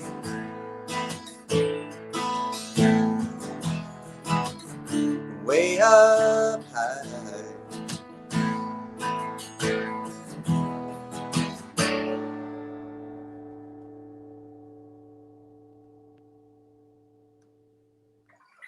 All right, thanks my friends for having me. Thanks Rain Gardens United. I hope you all have a fantastic weekend, and thanks for this wonderful fundraiser and event. Thank you so much to Mr. Art. I know I enjoyed that. I'm sure you guys all did at home. So we'll check back in a bit, but thank you again. Now we're going to switch to Thée for her last performance of the day. Thank you very much. Thank you, Rain Garden United, once again for having me. Thank you for Alex's wonderful performance. I really enjoyed listening to that. And yeah, sorry, my mom's getting ready to head out to go visit my little brother. But yeah, so thank you very much for having me and letting me share my stories. I am a West Coaster living in Toronto. Like, I'm Nuu-chah-nulth from the west coast of Vancouver Island, and which is a rainforest, right? Like where I'm from, and that's why a lot of our stories, even if they don't directly have to do with rain, like it's such like an influential thing. It's just part of like the culture. So yeah, I have a couple stories, another telling of the Zunaqua and Raven stories, which once again, every time I tell them, I think about different aspects of the stories that are like important to me, and in repetition we remember. So that's like a big thing in oral cultures is hearing the same story over and over again and the same teachings over and over again from different mouths, or even repeating it over and over again, is what really helps you like remember them. And then every time you hear it, you hear something that like, you know, speaks to you in a different way, right? So that's one thing that's very important about oral tradition, is that repetition, especially where I'm from. I guess it's most oral traditions, right? Because it's in the repetition that we remember, and it carries on into future generations. One thing I heard all the time is Zunaqua's out. What does that mean? And it was like, time to go home. And that's because Zunaqua is our wild woman. She is like, you know, the wild woman of the West. And if you aren't like careful, you know, you can like be taken from her if you are out late at night or by yourself, you know, like if you like, you know, aren't being safe, she can come and take you and put pitch or sap on your eyes and put you in her basket, which is weaving from cedar bark, giant basket where she keeps the children that she captures, and you won't be able to find your way home. And so children are just kind of told and like grown up knowing that you don't go out at certain times or after certain things because you don't want her to take you. But there was this family, the mother was in labor, and she calls out to her like children, the like son and daughter, and say, please, like I need you guys to go get the midwife. You know where she is, you know how far it is, like go get the midwife. We need to talk to her, like we need her to help with the whole process. And the kids are a little worried, like especially the older brother and stuff are saying like, but like what about Zunaqua? Like we've grown up with Zunaqua. We know like to be aware of her. And the mom and dad, they reassure them saying that as long as they're holding hands and they're like together, that they won't like be taken, right? Like they will protect each other with that love and that connection. And so like the siblings, they go and they go on this like walk, and they walk through the woods, and they know the path. They're like, their mom's right, but they look up and the sky is dark, the trees are unfamiliar, they hear noises and see things that they don't normally see in the daytime. And so they're walking and walking, and they're trying to be aware of their surroundings, but suddenly Zunaqua does eventually just pop up in front of them, and they're so caught off guard. The brother tries to stand fast, but the younger sister, she immediately gets freaked out and just kind of like lets go of the hand just for that second, for the Zunaqua to come put pitch on their eyes and like scoop them up and toss her in her basket. And the older brother tries very hard to keep his cool and just like play the older sibling that like taking care of the like his sister, you know, trying to stay calm, trying to think things through, like his father always told him, like, you know, if you're in a difficult situation, don't let that overtake you, try and like think it through. And so he's sitting there and he's thinking and he's thinking and he's thinking, and he's trying to calm his sister down, saying it's gonna be okay, like we'll figure out a way out of this, like we just have to like you know. And he finds like a little hole, like a little separation in the weaving. So he starts picking at it and picking at it and picking at it and pulling it apart and ripping at it. And he convinces the other kids too. And then every time Zunaqua would put down the basket for whatever reason, they would try and reach through that little hole they made and grab small rocks that they could nick away at the like basket with. And they kept doing that. And she kept walking throughout the night, picking up stuff more and more here and there, until finally she made it back to her final, like, thorny prison, like, base, essentially. And she puts down the basket and goes off, makes her fire, collects some water, firewood, just kind of does her thing until like she gets her evening ready, right? She just got home and she's grabbing like a couple fixings. And in that time, the kids really take advantage of the fact that they made this hole and rip it as much as they can. And they all one by one just quickly shoot out of this little basket. And the brother can hear a fire, and he can like smell the burning wood and like feel the warmth coming from like this direction. And so even though he knows, like he starts like walking towards it and realizes that there are like he quickly realizes that they are in a thorny prison. And so he keeps pushing through, and he convinces the other kids, even though they're getting scratched up and it hurts, he convinces them that they have to get towards this fire. And so when they do, he tells them to gather around, because he noticed very quickly that it starts melting immediately as soon as they get near the fire. So he gets them all to gather around and stand near the fire and hold out their hand, so as it falls, it lands in their hand. And they all collect all the different sap, and they ball it up into two we'll say soccer ball, I guess, maybe. That might be a bit big. But they form it into two solid sized balls, and they find the best two throwing arms of the group, and they tell them to hold on to the pitch until Zunakwa comes, and then to throw them at her eyes. So all together, the kids start making noise. They start hooting, hollering, throwing rocks at trees, dancing, screaming, singing, all to get Zunakwa's attention. And she does come back. And before she can even react to this scene, all these children she had captured who aren't supposed to be able to see, all without pitch, screaming and dancing in front of her fire. Before she can even do anything, the two kids throw the pitch, and it lands on her eyes, and all together they come and throw her into the fire. And as she burns, her embers become mosquitoes, and that's why we have mosquitoes today. And that's why after a rain, they'll come to life, and they'll come to life in the forest, or at nighttime if the sun goes down, so that the mosquitoes will come out and Zunakwa can come get you. And that's, yeah.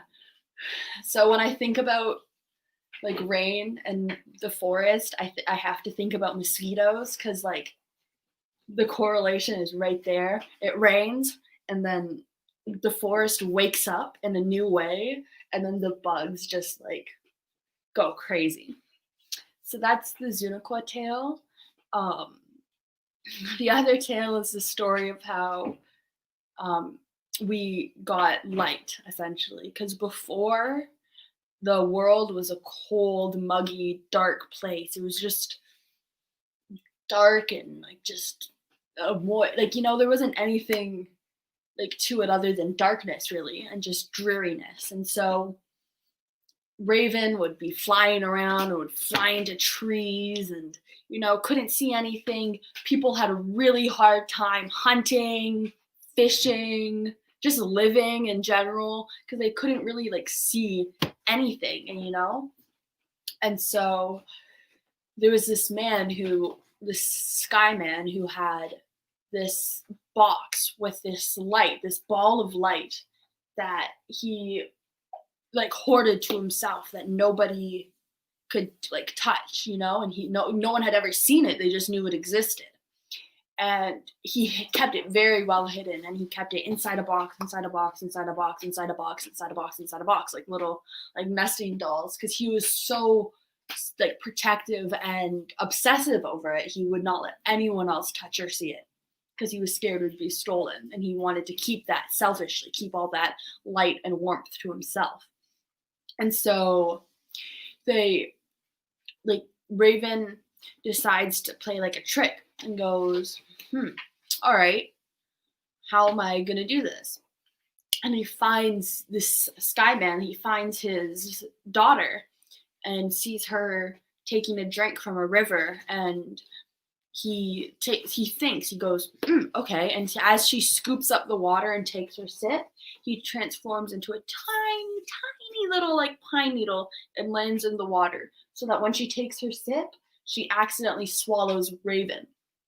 And so once Raven realizes that he's been swallowed, he transforms himself into this humanoid like baby creature that she doesn't realize what's going on. She doesn't tell her father. She doesn't do anything about it. She just kind of like lets Raven grow. And then when she gives birth to him, it's so dark that they don't really see what he looks like, because otherwise they would have been able to see that he had like a couple feathers poking out of his sides, you know.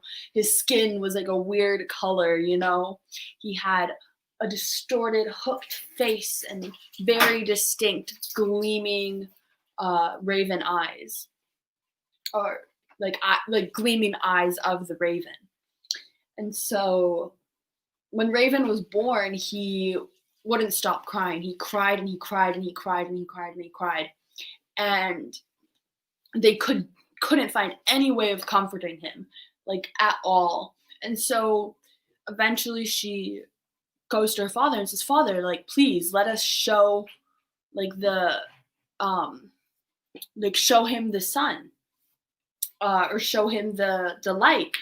And he's very gruff about it, and like, I don't want to show him, like, at first, until they bring Raven closer to the box, and he's still crying but seems to be interested and comforted by this box. And she goes, "Father, like, let's show him," right? And so slowly they take it out box by box by box by box by box, opening, like taking it out, opening lids, until eventually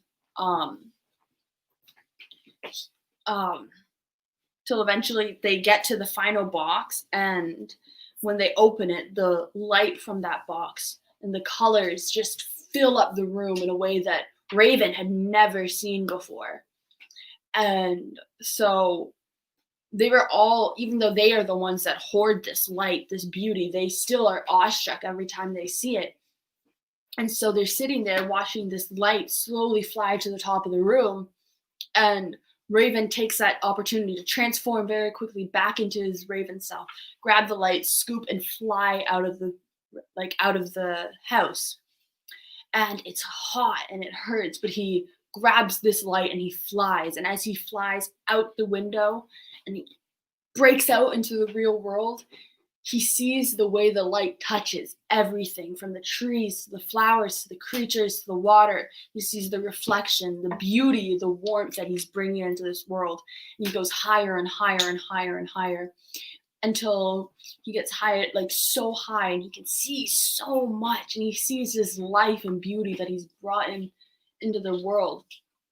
And like we have to be thankful to Raven for that gift of the sunset and the sunrise, you know, that beauty we get to see every day, that light, is because Raven stole that sun for us. And this is like, once again, the same like interpretation of my Raven stealing the sun and bringing light to the world.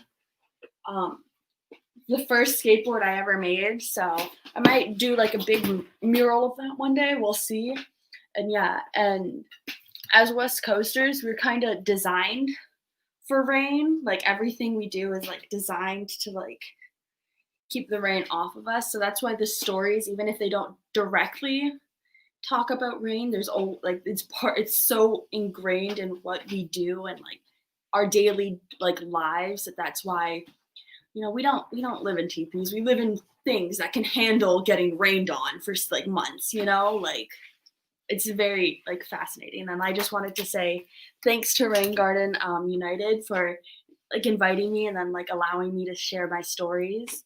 I really appreciate it. I had a good time, and I hope you guys enjoyed hearing the same stories, because once again, repetition is part of the culture. You hear it a bunch of different times and you get the gist, and then you get the specifics, and then you get the story, you know? So it takes a couple iterations. So thank you for letting me share with you guys, for having me. This is awesome. Thank you so much, Thée. It was so amazing listening to you, and hopefully we'll see more of you in the future. Amazing. Thanks. Take care. Without further ado, we're going to pass it over to one of our Rain Garden United board members, and this is Adam. Adam's going to teach you guys how to make a rain gauge today. Hello, everyone. Thank you for joining us this afternoon on our online event. Did you know that people have been measuring rain for thousands of years? There are rainfall records from civilizations around the world going back to 500 BC. People paid very close attention to the rain because of how important it was for growing crops.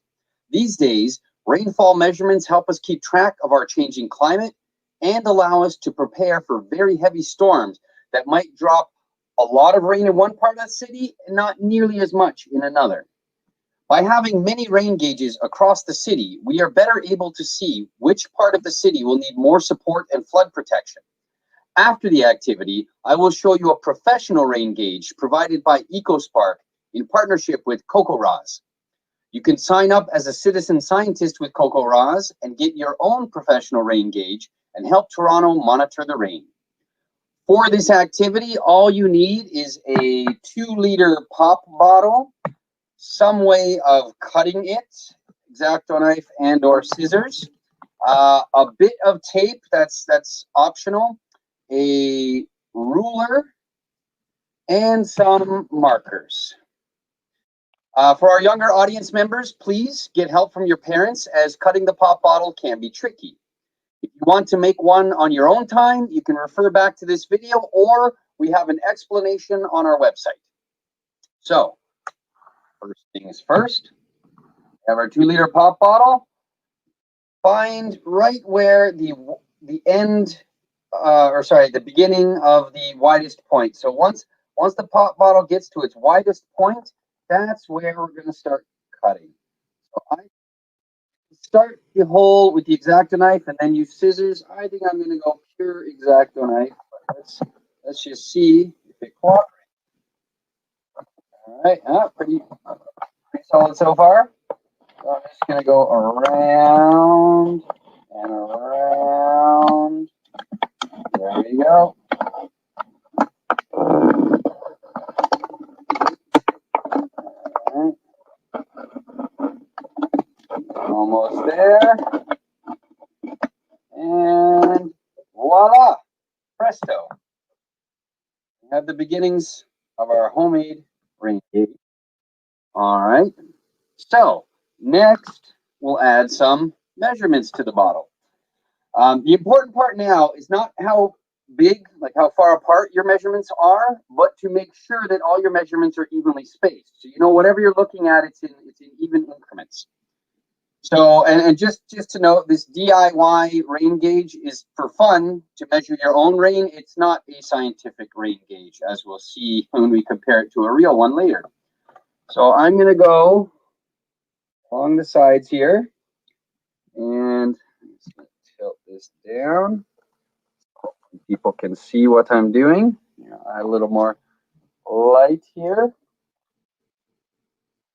All right, so I'm just going to take this, and you start, close to the bottom. Again, it's not scientific. I'm going to start from this last groove here in the bottle, and I'm going to do every ½ an inch in this case. There we go. There we go.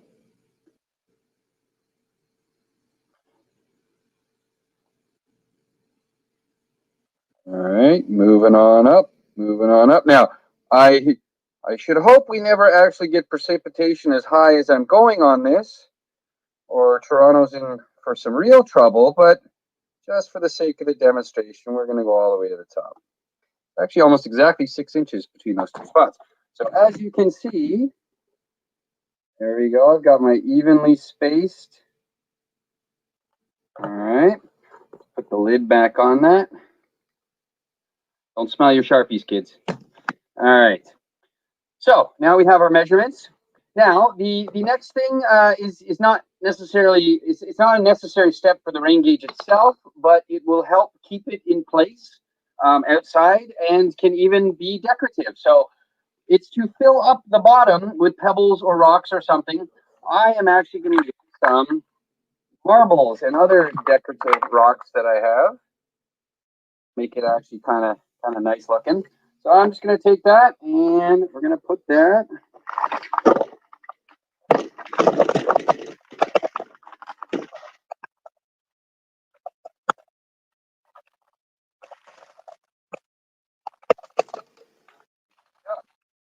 so with a nice bit of weight in the bottom. It'll be sturdy. The wind won't blow it over. You can leave it in a nice open space outside. So anyways, next step is we put the lid back inside, and it creates a sort of just a funnel to help the rain just kind of get in there a little more efficiently. Again, this is not necessarily a necessary step. You can take this off and the rain's going to get in there just fine, but it's kind of neat that way. Kind of completes the look. So there it is. That is your DIY rain gauge. And if necessary, this is where the tape comes in. You can tape the top down, but in a moment, though, I will explain why this can also be used for other precipitation like snow, sleet, or hail. So there you have it, your very own DIY rain gauge. Place it outside your home in an empty area and watch the rain collect. After a rainfall, you can measure how much rain fell, empty the gauge, and then start all over. Simply by keeping a regular eye on your rain gauge, you can track how heavy or light the rain has been each season and observe if things are getting wetter or drier at certain times of the year. If you want to measure other kinds of precipitation like snow or sleet or hail, just take off the funnel, and after the frozen precipitation has collected, melt it inside to see how much water was in it. Now, however, here is the professional rain gauge from CocoRoz. So CocoRoz, I know they had a video earlier, but here you go, guys. That's how you spell CocoRoz. And there is their website. If you are interested in the weather, you can go to cocoroz.org to sign up as a citizen scientist and get a much more durable and accurate rain gauge and report your measurements to a network of citizen scientists. I hope everyone has enjoyed their DIY rain gauge lesson. Back to you, Maria.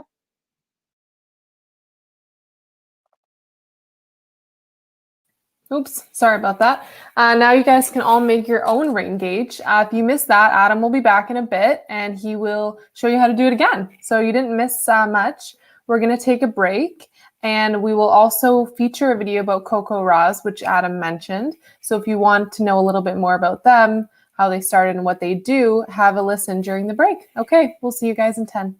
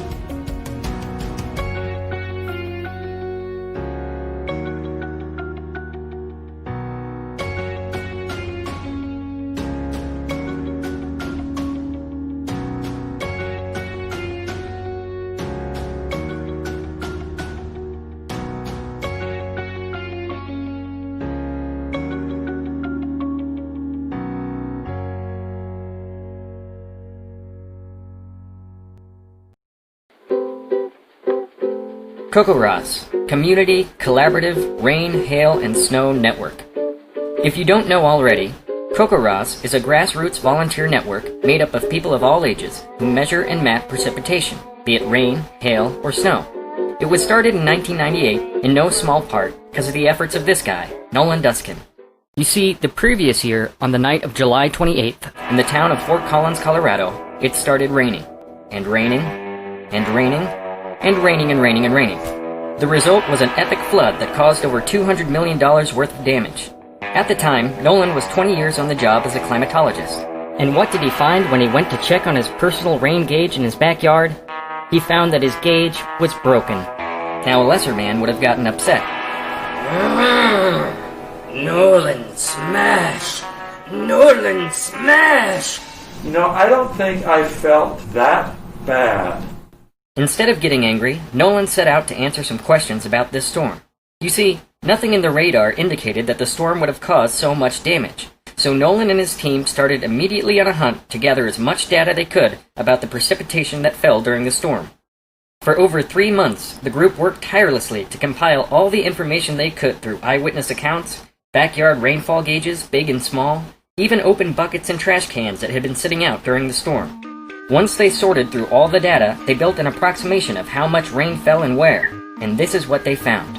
The saying, rain doesn't fall the same on all, is an understatement to say the least. Some places got only 2 inches of rainfall, whereas other concentrated areas had over 7 times as much. In fact, the hardest hit areas came just a ½ an inch shy of the average yearly rainfall for the city, all in one storm. And those saturated areas were the worst possible places to be hit for extreme flood conditions. When Nolan and his colleagues presented their report, it generated a lot of interest for that kind of cohesive data. And then the public response was, wow, is there anything we can do to help? What started off as a small community precipitation measuring experiment has now grown nationwide to all of the 50 states of America, with help from parts of the National Oceanic Atmospheric Administration, including the National Weather Service. And now COCORAS is coming to Canada. Here's why. In the winter of 2010, it began snowing. It kept snowing right through the spring of 2011. Snowing and snowing and snowing.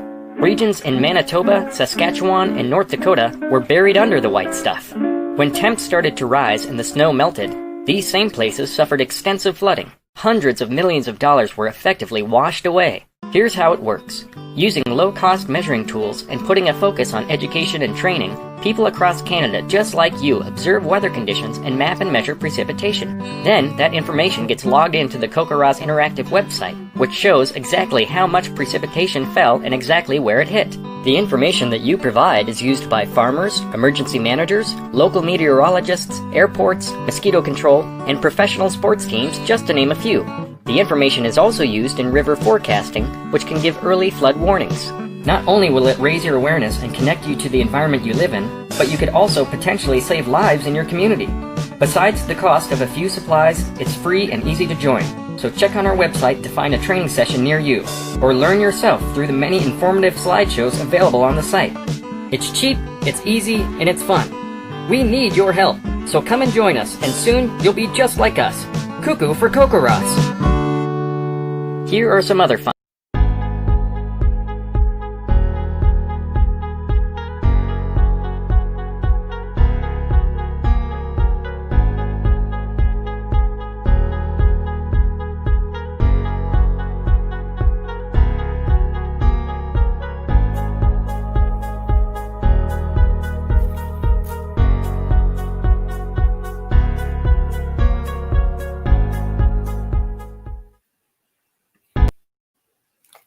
Hi, everyone. Thanks for taking that quick break with us. For our third performance of the afternoon, we are so excited to introduce you all to Sarah, Abu-Sharar, and Cassie Norton. Sarah comes from a long line of storytellers, and she tells stories nationally and internationally to both adults and children. Cassie Norton is a singer-songwriter, violinist, improviser, and climate activist. Cassie founded Music for Climate Justice, so check out their Facebook page. And without further ado, I'm going to pass it over to Sarah and Cassie for our performance. Thank you for inviting us. We have been watching all day and really enjoying this wonderful event. And I'm Sarah, and this is Cassie. And we're going to share some stories and music with you. We have 3 sets coming up. And the first one is a Chinese creation myth with contemporary music added to it that Cassie wrote. In the beginning, the universe was like a gigantic egg. Darkness and chaos was everywhere. And inside of that egg lived a god named Pangu.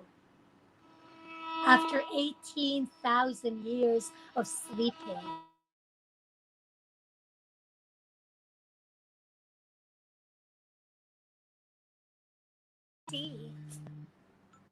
and he took an axe and he swung it towards that egg, breaking it into pieces and shattering it everywhere.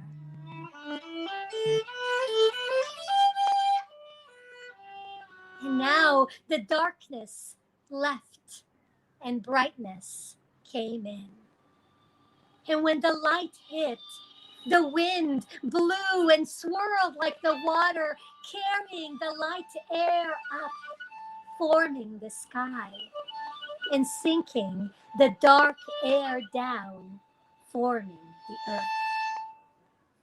And Pangu watched, and he was pleased.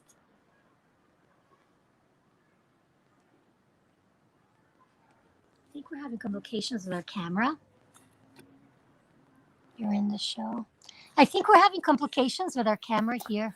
Yeah, so we can hear you guys, but we can't really see much. So we're just going to wait a second, see if we can get Sarah and Cassie back in. In the meantime, we'll watch about a 2-minute video just to give Sarah and Cassie a chance to get their stream up, back and running. Sorry about that, everyone. Hopefully we'll have it cleared up soon. The 2017 East End Rain Garden Crawl is an event to raise awareness of what people can do with their front yards, and that is build rain gardens, also promote the biodiversity of our neighborhoods with a self-sustaining ecosystem. So the rain garden is a shallow depression of loose soils. It's a mixture of compost and peat moss and manure. On top is like this bed of mulch. They're all native plants. The idea is perennials come back every year, less maintenance for the homeowner, but also providing this continuous food source for the pollinators. We're asking the city to come on board and recognize residential's contribution to managing stormwater better. We're taking the water off. Okay, sorry about that, guys. We'll get back to that video in our next break, so don't worry, you'll see the end of it. Sarah and Cassie are back with us, so we're going to pass it back over to them. Sorry about the complications, but thank you guys for coming back on. Should we start over? Sure. We apologize for that. We had some technical issues. We will start the set again. In the beginning, the universe was like a gigantic egg. Darkness and chaos was everywhere.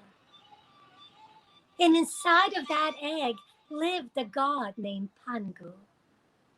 After 18,000 years of sleeping, Pangu awoke.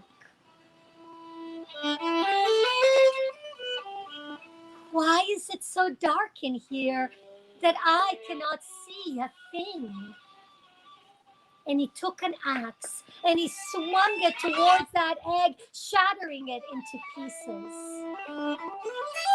And the darkness dispersed, and in came the light. And when the light came in, the wind swirled like the water, bringing the light, pure air up, forming the sky, and sinking the dark air down, forming the earth. And Pangu was watching, and he was pleased. And some time went by, and Pangu noticed that the sky was so far away from the earth. He rose up, and with his head he held up the sky, and with his feet he held down the earth. But Pangu began to grow. He grew 10 feet every day. And another 18,000 years passed, and now the sky and the earth were so far away from each other that Pangu knew that they would never come back together again. Exhausted, Pangu fell to the ground, and he went to sleep, never waking up again. And from Pangu's last breath formed the air and the wind pushing the clouds. And from Pangu's voice formed the thunder, and from his sight the lightning.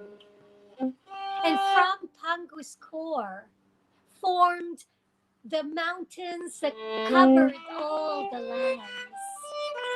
And from Pangu's limbs formed the 4 cardinal directions, and from his veins formed the paths that we all take, and from his blood formed the streams and the oceans and the rivers. And from his bones formed the minerals and the stones and the precious ores. And from his muscles formed the farms. And from his flesh and his skin formed the flowers and the trees of all colors and shapes and sizes. And had it not been for Pangu's sweat, the rain would have never been formed. A rain that gives life to the trees and breath to us humans.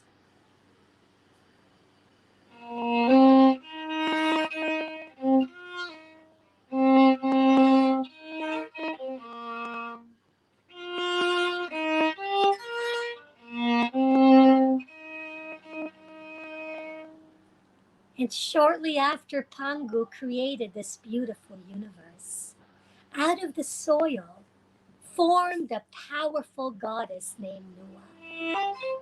She was the only of her kind, and she roamed the world through the forest and on top of the mountains, and she swam all the seas. But one day, Nuu-chah noticed that something was missing. She began to feel lonely. She tried to speak to the trees, and while they gave back to her, they didn't give her what she needed. She tried to speak to the mountains, but they would not reply. Sadly, she went to the river and she sat down.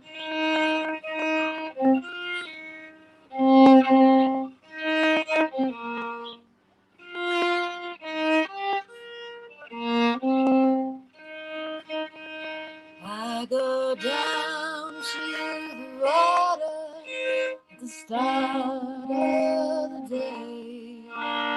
Oh, sweet water, please show me the way to get lost in the sound when the waves come crashing down. Oh, sweet water, please show me the way. And then she noticed in the water her own reflection. And she smiled, knowing what she needed to do. She went to the part of the soil from which she rose up, and with her hands, she began to form the clay until it was formed into a woman who looked like her. She put her to the side, and immediately she began to dance and sing. And she made another one, and another one, and another one, till there were so many. that her fingers were starting to get tired. She noticed that there was a vine on top of the mountains. She took those vines and she wove a large net, and she placed the clay inside of that net and dropped it to the earth, and so many humans were formed. Humans. Their names are humans, she shouted. And when she finished making all of them, the last thing that she gave them was a heart, so that they may love each other and never feel the loneliness that she once felt.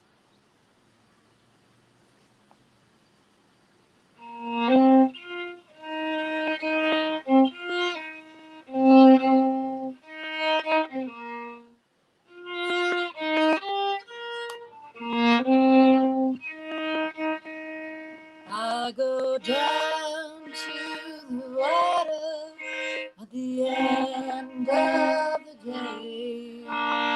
Oh, sweet water, please show me the way to find space in my mind for this river to unwind. Oh, sweet water, please show me the way. I go down to the water each and every day. Oh, sweet water, please show me the way to just let this river flow wherever it may go. Oh, sweet water, please show me the way. Oh, sweet water, please show me the way. And after the humans were made, there was harmony in the world. People hunted, and they gathered, and later they even farmed. But then one day, a great tragedy occurred. One of the 4 pillars that held up the sky broke, and a large black hole formed. Oh, the water's falling. Oh, the water calls, I say. Oh, the water's falling. Oh, the water calls. Natural disasters came to the earth. Earthquakes and floods destroyed homes and killed humans.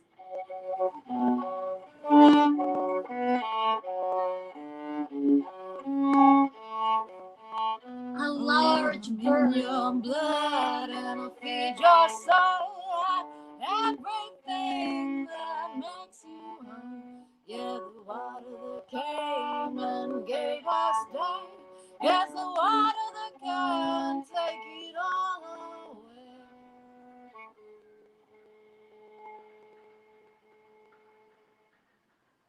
but not only that, but this is when evil first came to the world. A large bird flew in the sky, preying upon humans, especially the children and the elders. A large, black, murderous dragon roared at the land, making the waves shake the oceans.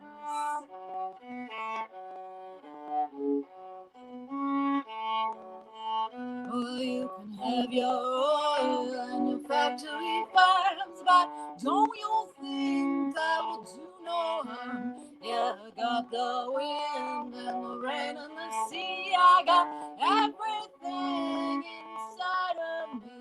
Yes, the water's falling.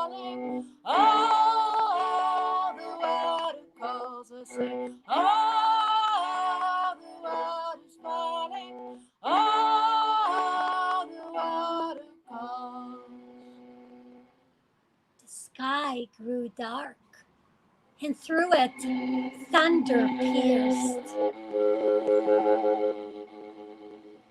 There was water everywhere, destroying the beautiful nature that Kongu had given us and wounding the humans.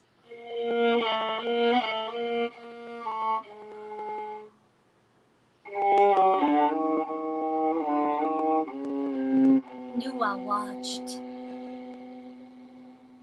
I am the one who created the humans, and now they're suffering. I need to be the one to mend the broken sky. And Nuu-chah walked all through the world, and in each corner of the world, she took a brightly colored stone, a different color in each part, until she held 5 brightly colored stones. And then she created a large fire, and she placed the stones inside of the fire, and she waited until the stones were fully melted. Then she took the stones and she spread open her wings and she flew up, up, up, up, up to the sky. And with those stones, she mended the hole in the sky. And then she dropped herself back onto the earth, killing the murderous bird and slaying the dragon. She then took the ashes from the fire and she sprinkled it upon the waters of the earth, and the floods stopped. And this is how Nuu-chah mended the hole in the sky. But not only that, Cassie, you would be interested to know that Nuu-chah also made a stringed instrument similar to the violin that brought joy and music to the people.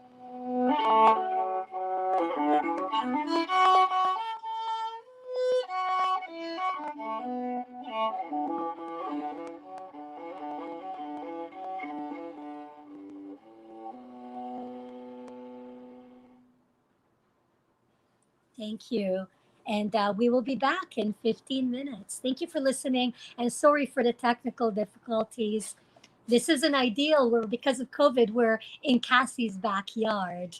And but thank you for listening. Thank you, guys. That was amazing. And it's a beautiful background out in nature. So I think we all don't mind waiting.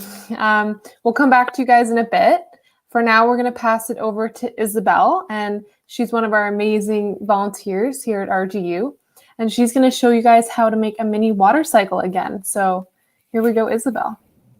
Hello, my name is Isabel Toledo, and next up is the making a mini water cycle activity. So for this activity, you'll need a medium-sized sandwich bag, but really any size will do.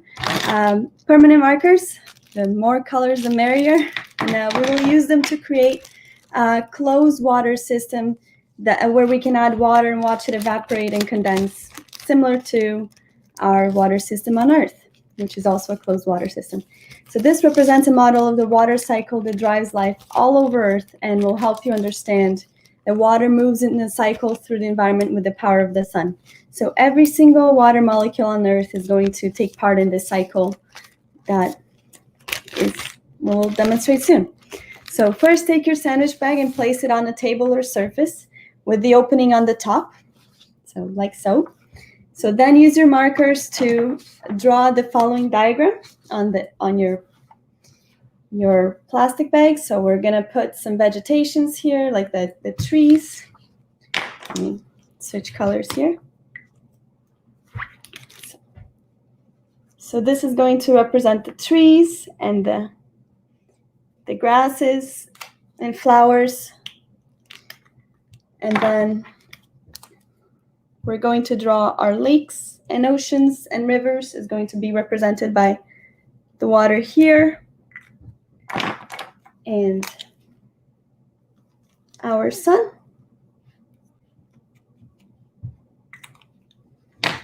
So through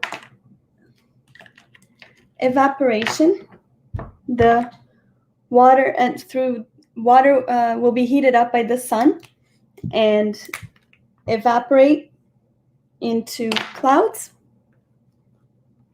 which are a process called condensation of water. Through condensation of water, raindrops will form and fall back down, and that is called the precipitation of water.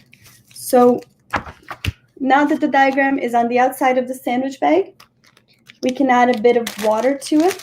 So you don't need much or any precise amount. Anywhere between 1/4 of a cup to 1/2 a cup will be enough. And you want to capture as much air in the baggie as possible when you close it, like so. Hopefully yours will be a little poofier. So now seal up the bag and use a piece of tape, clip, or thumbtack to secure it vertically anywhere where it can get sun and warm up. So here is one I've done a few hours ago, and you can see that so as the sun heats the water and it condensated at the top, as you can see, and formed a raindrop that will fall back down to the earth and be used by the trees and animals and every life form. And this is a complete water cycle, as you can see through here. So once the water condenses, we'll roll back down to the pool at the bottom. The pool represents the Earth's ocean, and the air represents the atmosphere and clouds. So check the next activity where we'll make some clouds in a jar or a pop bottle. Thank you very much. Perfect. Thanks so much, Isabel. That was fun seeing how to make that. Now we're just going to take a quick break. This one will just be about 5 minutes or so. And then when we come back, we're going to go right to Sarah and Cassie. So stay tuned.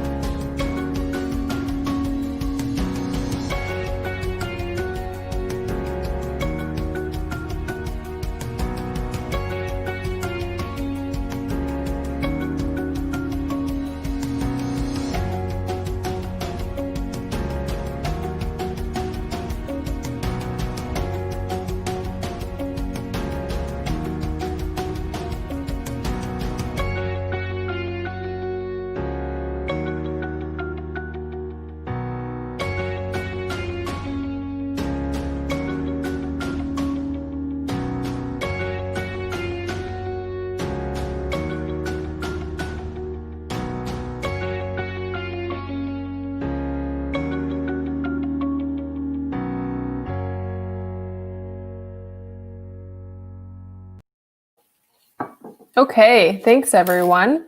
Now we're going to pass it back over to Sarah and Cassie, and they're going to perform another step for us. So here we go.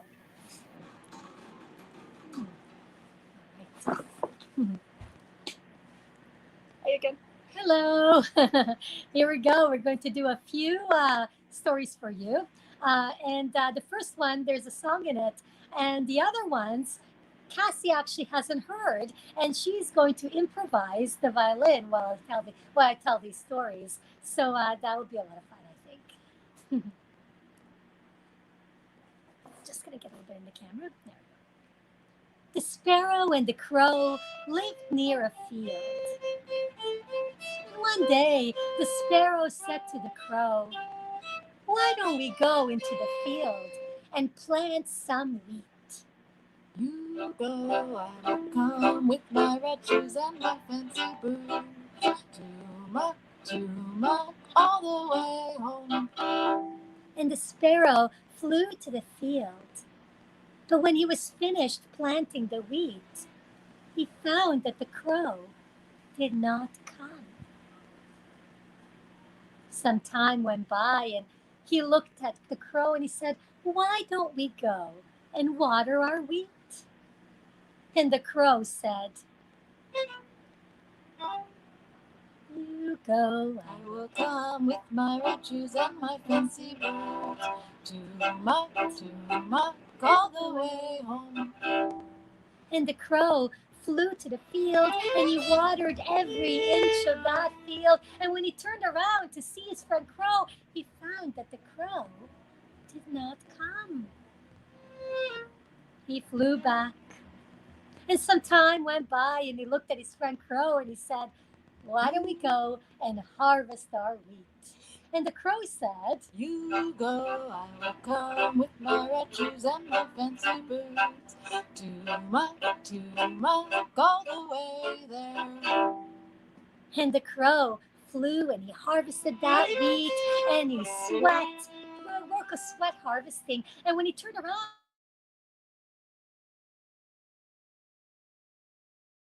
no, the crow did not come. And he flew back. Some time went by. And he looked at his friend the crow and he said, "Why don't we go and separate the straw from the wheat?" And the crow said, "You go, I will come with my red shoes and my fancy boots to muck all the way there."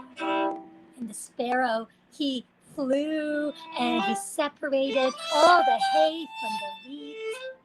And when he was finished, once again he found that the crow did not come. He flew back.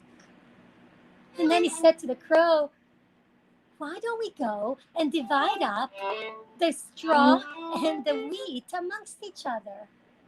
And the crow said, "You go, I will come with my red shoes and my fancy boots to muck all the way there." And the sparrow flew and he divided up all the straw from the wheat. And then when he was finished doing all of that, the crow flew and he landed upon the wheat and he said, "This is mine." And the sparrow said, "Very well, then I will take the other pile for myself, the straw." And just then, the rain began to fall, and the sparrow hid inside of his straw until the rainstorm was finished. But the crow, he couldn't hide inside of the wheat, and he was beaten up by the hail, and he was never to be seen again. And when the rainstorm was finished, the sparrow came out, and when he didn't find the crow, he took both piles for himself, and he stayed warm and fed all winter long. And the next story, Cassie's going to improvise while I tell it, and it comes from Africa. It's told by the Bushman in Africa.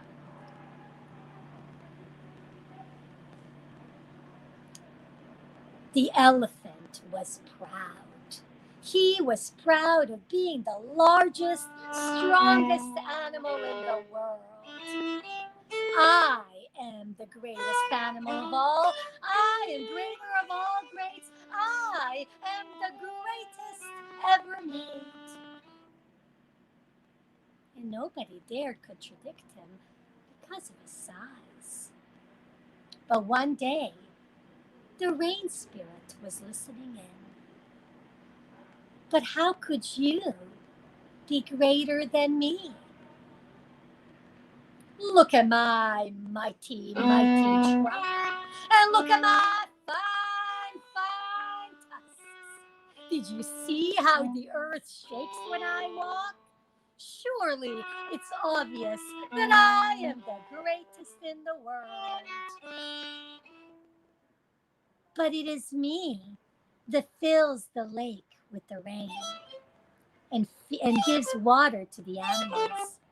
And it is me that waters the trees and feeds the animals. I think that I just might be more powerful than you. And the elephant got angry. Nobody's ever contradicted him before. I don't need your water, and I don't need your food. I, the mightiest in the land, can mend for myself. And just then, the sky grew dark, and through the clouds pierced the thunder, and like a bolt of lightning, like a flash of lightning, he disappeared. And the elephant began to laugh. Did you see that? I chased away the mighty rain spirit. I am the greatest in the world. And he began to swagger and walk, even more conceited than before. But when the rain season came, there was no rain to fill the lakes, and there was no rain to water the trees. And the animals grew more and more thirsty and hungry. And so they decided to go to the elephant, the mightiest in the world, to ask him for rain. Ask the crow, said the elephant, and he stomped on the dust. And the crow flew up into the sky, and he did gather some rain, but just enough to fill a few water holes. And the animals quickly went to the water holes, and they drank up all the waters from all the water holes, all but one. The one that the elephant had claimed as his own. This water hole belongs to the greatest in the land, the elephant. And he asked the tortoise to look after that hole. And while he went searching for food, and all the animals ran to the tortoise because that was their friend, and they asked if they could drink a little bit of that water. And just a tiny little bit, said the zebra. We won't drink it all, said the giraffe. No, this water belongs to the mightiest in the land. But then the lion came, and he pushed aside that tortoise, and all the animals began to drink from that water hole. And when the elephant came back, and he saw that his water hole had been tampered with, he got so angry that he swallowed the tortoise whole. And from the belly of that elephant, he could hear the tortoise screaming out, "It wasn't my fault! It wasn't my fault! Enough, enough," said the elephant. And he began to hit him inside of the stomach. Thump, thump, thump, thump. And he began to headbutt him with his hard head. Bang, bang, bang, bang. Thump, thump. Ouch, ouch, ouch. Bang, bang, bang. Thump, thump, thump. Ouch. And the sky grew dark. And the water spirit came back. What's all of that noise about? Help! Help! Cried the elephant. Help you? The greatest in the world?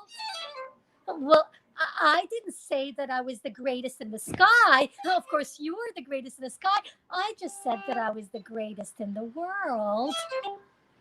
And the water spirit burst out laughing. And when he burst out laughing, the rain fell and filled the lakes. And it fell and it watered the trees. And the animals had food and water once again. And when the tortoise heard that rain, he gave that elephant the largest head thump he could do. And when he did, the elephant began to cough. And he coughed the tortoise right out. Do we have time for another one? Let's see. Oh, well, 5:02. What time did we start? I think we have time for a short one. Yeah, short one. All right. Oh, we'll stand the theme of the elephants then. I'm going to stand up. No. All right. There was once a group of elephants that lived in a land where it hadn't rained in years. They were thirsty and they were hungry. And the king of the elephants sent a pigeon to fly all through the world looking for a place that has water in it. And the pigeon flew, and when it came back, it said that there are many places that have water in it. But there is one place belonging to the rabbit that has a spring that is so beautiful that the rabbits call it the spring of the moon. Thirsty and hungry, the elephant ran towards that well, trampling upon many rabbit holes and wounding and killing many rabbits.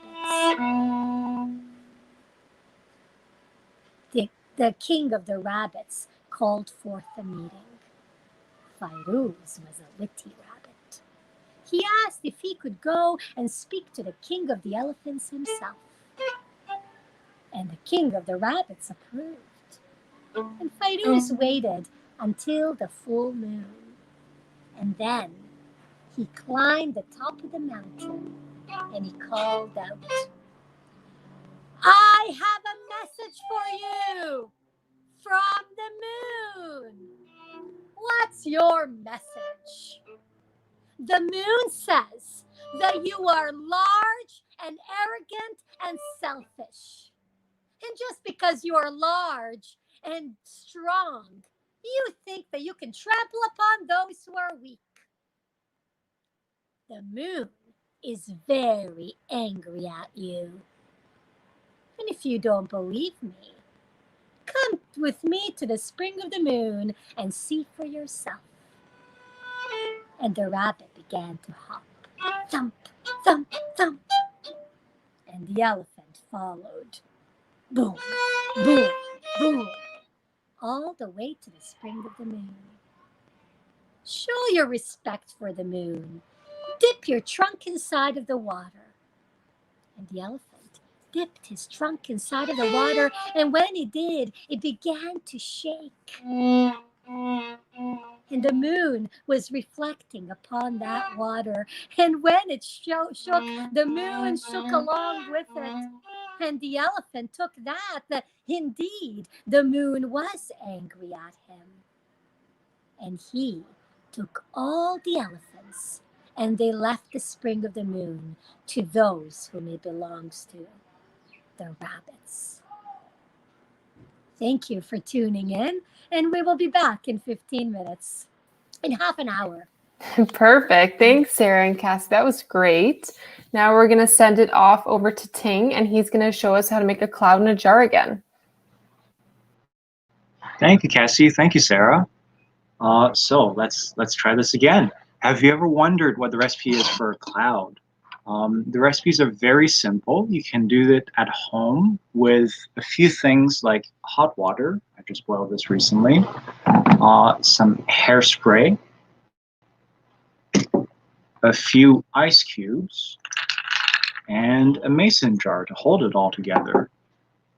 So these ingredients in the real world are steam, condensation, and a condensation nuclei.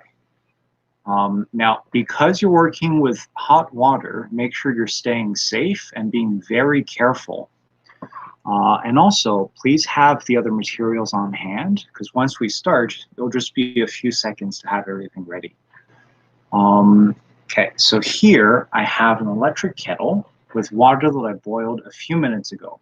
If I pour it out, you're going to see that there's steam coming from it, so I know it's hot enough. So I'm going to carefully pour a little bit of hot water into my mason jar. You don't need much, right? Maybe just a quarter of a cup. Once the hot water is in there, add a squirt of hairspray and then cover it right up. Notice the lid is upside down just to hold on to the ice cubes that I'm going to add on top of it now. Oh no. There it is. Yeah, you can already see some of the clouds forming there. Just because it's a lot cooler in my room than the hot water. Okay, so now once the lid with ice is on top, we just have to wait. So in this recipe, we're using hairspray as the condensation nuclei. So that just means that the steam in here will condense on the hairspray particles instead of the walls and the lid of the jar. It's still condensing on the walls and the lid, just like the mini water cycle. In real world clouds that float in the sky, these particles are not made of hairspray. They're made of things like dust, pollen, smoke particles, for example, or even bacteria. Sometimes the raindrops will have a little bit of bacteria right in the middle of it. Okay, so now we can take off the lid and take a look at the cloud that we've made. You should be able to see thin, wispy white puffs. And this is your cloud. It will evaporate again pretty soon, but before that, you can run your fingers through it. Right? You can pick it up, try and handle it. Or you can blow on it gently to see it float and dissipate.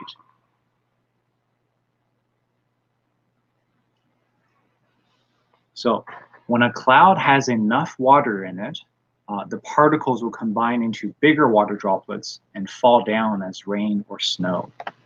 If you check back at our next activity, you'll see how you can measure how much rain falls down. And here, I actually have a much bigger jar that I tried to do the same thing in a little bit earlier.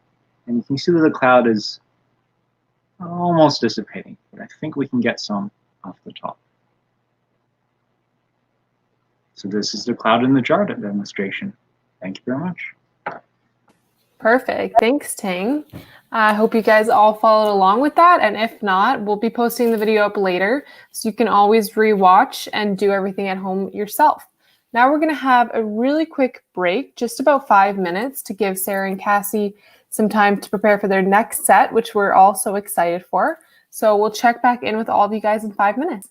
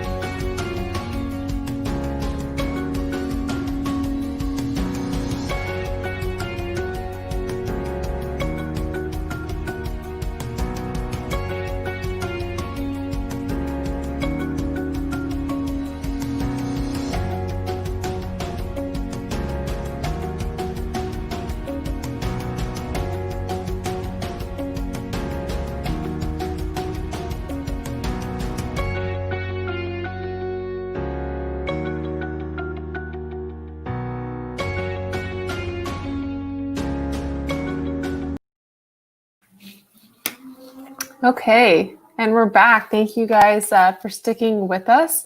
We're almost done our afternoon of fun. Now we're going to send it right back to Sarah and Cassie for their last set of the day. Hi! All right. So for our final set, I'm half Croatian, half Palestinian. And when I was a little girl, and even as an adult, I used to hate carrying around umbrellas. And I would walk around in the rain. And when my mother would see me coming home all soaked, she would say, "How could you walk around the world like a dodola in the rain?" I never understood what she meant, like a dodola, because I didn't know who dodola was. But Dodola is the Slavic rain goddess. And Dodola, she was married to Perun, the god of thunder. And she would shake the heavenly, she would milk the heavenly cows, which really meant shake the heavenly clouds. So she would milk the heavenly clouds and it would rain down on people. But she wouldn't do this unless children, girls, would gather around in a circle and they would dance. And there was often a child in the middle, and that child, a girl, would be dressed in with leaves and flowers. So no clothes. They would be completely naked, covered with a dress made of flowers and leaves. And the other girls would dance around this girl. And that girl would often be an orphan child.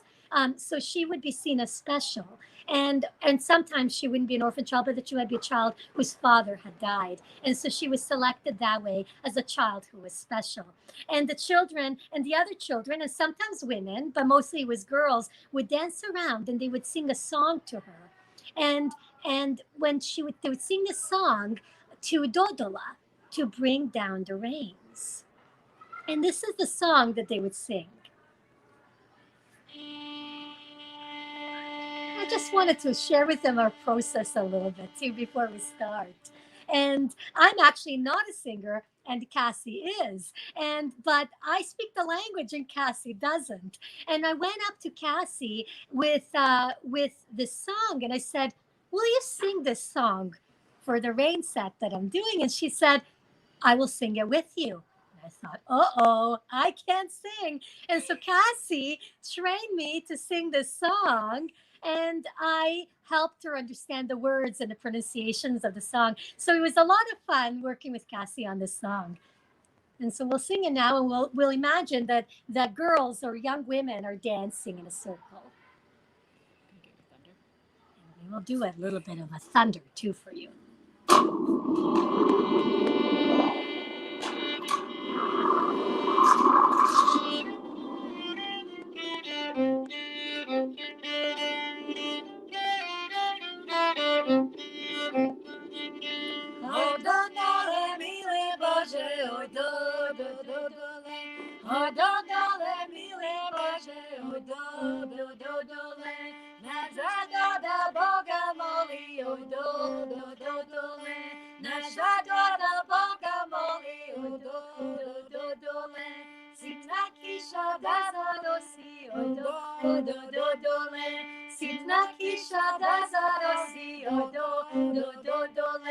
Nasza poljada potopi, do, do, do, dole.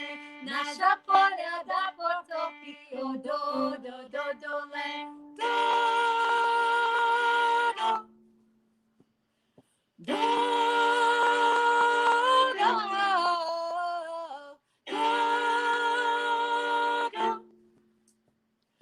do.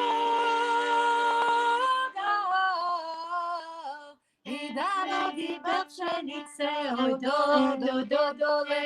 I da radi pszenice, oj do, do, do, dole. I kukuruza klasa, oj do, do, do, dole. I kukuruza klasa, oj do, do, do, dole. Do, do, do.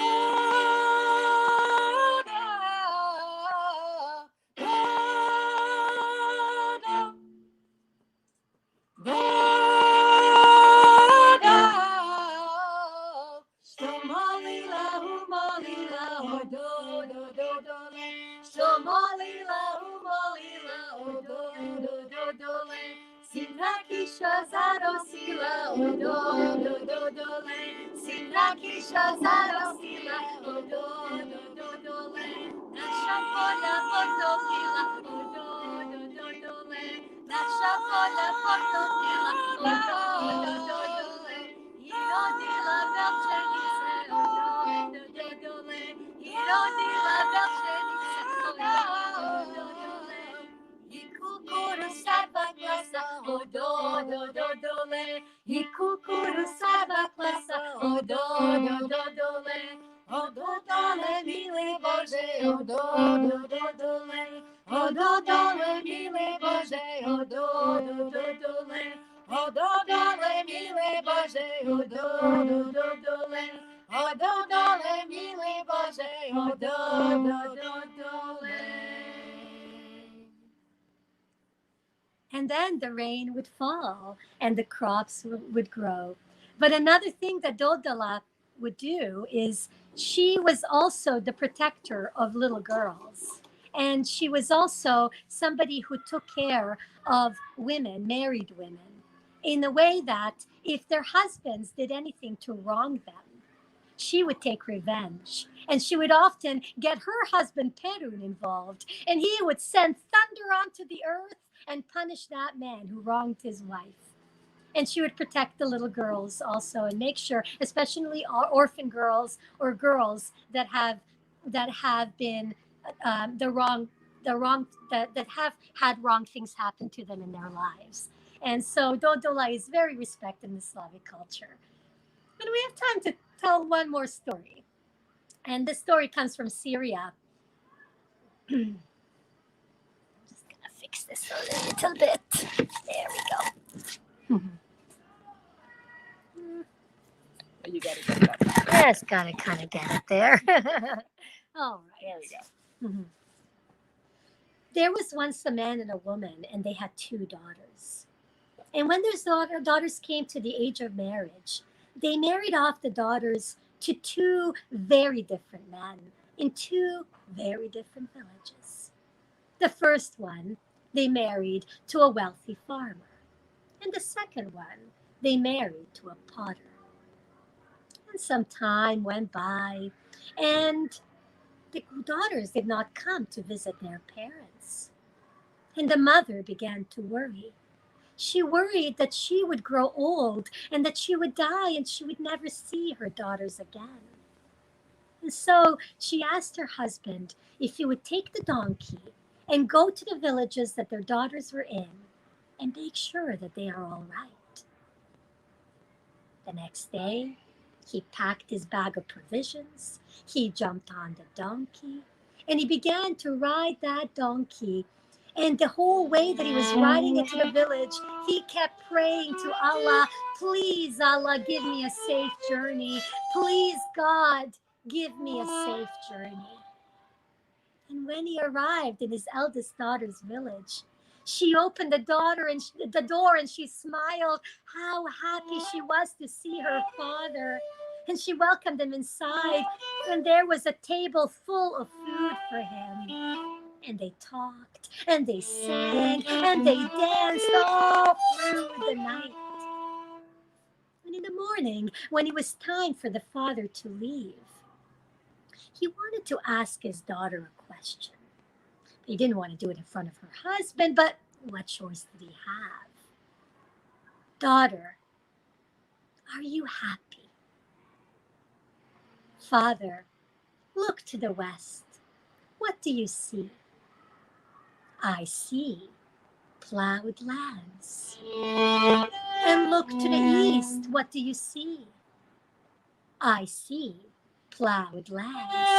And to the north and to the south, plowed lands, plowed lands, plowed lands. Father, these are our plowed lands. And so, yes, we are happy. Allah has been good to us, Father. He has given us year after year of rain.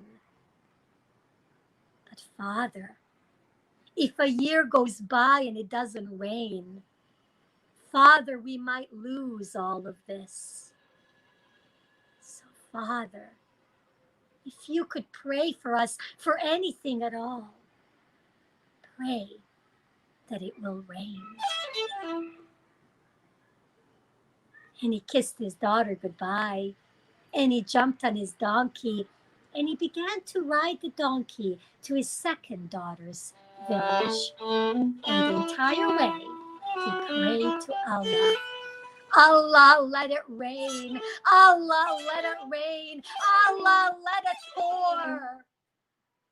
And when he arrived to the second village, his daughter spotted him, and she ran to her father, and she welcomed him inside, and they spread food all over their table, and they feasted, and they talked, and they laughed all through the night.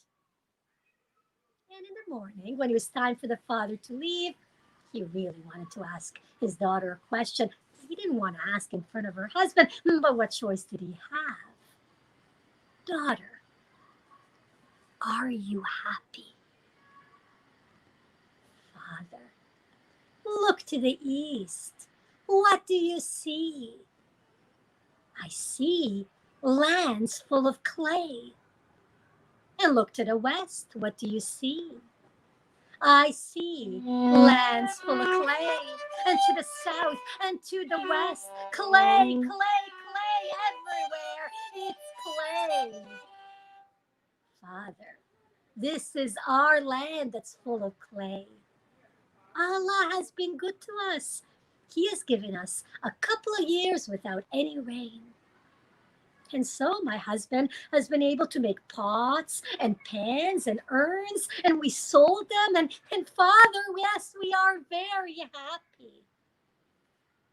But Father, this all could change if it begins to rain. So Father, if you could pray for us, for anything at all, Father, pray that it will not rain. And he kissed his daughter goodbye. He jumped on his donkey, and he began to ride that donkey home. And the whole time home, he was praying to Allah. Allah, please let it rain. Allah, please don't let it rain. Allah, please let it rain. Allah, please don't let it rain. Allah, let it rain. Allah, don't let it rain. Allah, let it rain. Allah, don't let it rain. And when he arrived back home, his wife opened the door with a big smile on her face. Husband, how are our daughters? And he sighed a sigh of frustration. Whether it shines or whether it rains, we will weep. Thank you all for joining us today. I think our time is up right now. This is, I'm so glad that a fundraiser like this was created. We were both very happy to join in and take part. And we look forward to watching the rest of the event. Thank you for joining us. Thank you guys both so much. That was amazing. And we'll definitely keep in contact with you guys in the future. So have a good afternoon. And thanks again.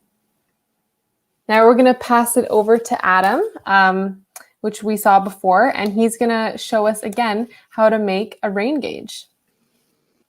Hello, everyone. Thanks for coming out and watching our online event today. My name is Adam. And yes, I'm here to show you how to make your own do-it-yourself rain gauge. Did you know that people have been measuring rain for thousands of years? There are rainfall records from civilizations around the world going all the way back to 500 BC. People paid very close attention to the rain because of how important it was for growing crops. These days, rainfall measurements help us keep track of our changing climate and allow us to prepare for very heavy storms that might drop a lot of rain in one part of the city and not nearly as much in another. By having many rain gauges spread across the city, we are better able to see which part of the city will need more support and flood protection. After the activity, I will show you a professional rain gauge provided by EcoSpark in partnership with CocoRaz. You can sign up as a citizen scientist with CocoRaz and get your own professional rain gauge and help Toronto monitor the rain. And just so you guys know, that is CocoRaz. We had a video from them earlier. And there is their website. For this activity, all you need is a 2-liter pop bottle, some way of cutting it, either X-Acto knife and or scissors will do, a bit of tape, which is optional, a ruler, and some markers. For our younger audience members, please get help from your parents, as cutting the pop bottle can be tricky. If you want to make do-it-yourself rain gauge on your own time, you can refer back to this video, or we have an explanation on our website. So, first things first, the tricky part. We cut the top off of the 2-liter pop bottle right where, a little below where the widest point of the bottle begins. You go right down there. My bottle happens to have like a little line across it that I can already see. So right in there, I'm going to start my cutting. Get started. There we go. And then I'm just going to go around, around, around. Slow and safe, slow and safe. All right. Almost there. Almost there. Be careful on that last push. And there we have it. Top removed from the pop bottle. All right. Next, we'll add some measurements to the bottle.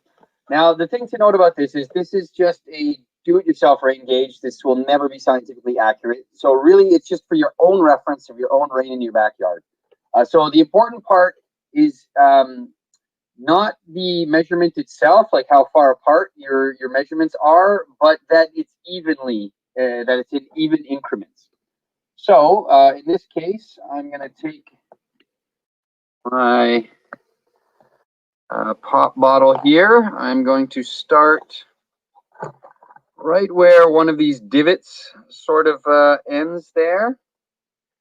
And I'm going to go right there. And I'm personally going to mark off every ½ inch. You can choose whatever increments you like. Just make sure they stay consistent from top to bottom. So I'm going to put one right there. Another ½ inch, ½ inch, ½ inch.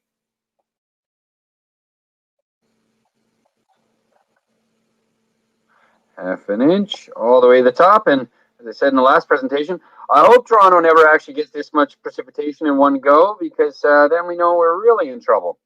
Anyhow, as you can see there we go, nice ½ inch increments. Okay, so now,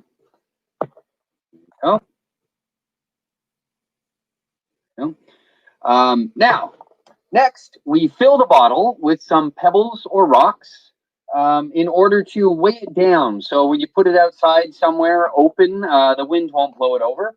This is also your chance, if you want, to make it a little decorative. As you can see, I have chosen some sort of nice decorative colored rocks to put in the bottom of mine. There's no reason your DIY rain gauge can't look a little attractive as well. So I'm just going to pour these in the bottom. And look at that. There we have it. Now, lastly, we take our top that we cut off and we place it upside down in the top of the bottle. Now, this is where, if it wasn't secure enough, you wanted to secure it, you might use some extra tape. Really, this just creates a sort of funnel to funnel the rain down, better into the bottom. It's really not terribly necessary. If you have it off entirely, the rain's still going to get in there. This just helps to kind of guide it a little more straight down. All right, and there you have it, your very own DIY rain gauge. Place it outside your home in an open area and watch the rain collect. After a rainfall, you can measure how much rain fell, empty the gauge, and then start all over. Simply by keeping a regular eye on your rain gauge, you can track how heavy or light the rain has been each season and observe if things are getting wetter or drier at certain times of the year. If you want to measure other kinds of precipitation, like snow or sleet or hail, you can just take the lid off, take off the funnel, and after the frozen precipitation is collected, melt it inside your house to see how much water there was. Now, that's your DIY rain gauge, but here, for those who want to take it a step up, this is your professional rain gauge from CocoRaz. If you are interested in the weather, you can go to www.cocoraz.org to sign up as a citizen scientist and get a much more durable and accurate rain gauge and report your measurements to a network of citizen scientists.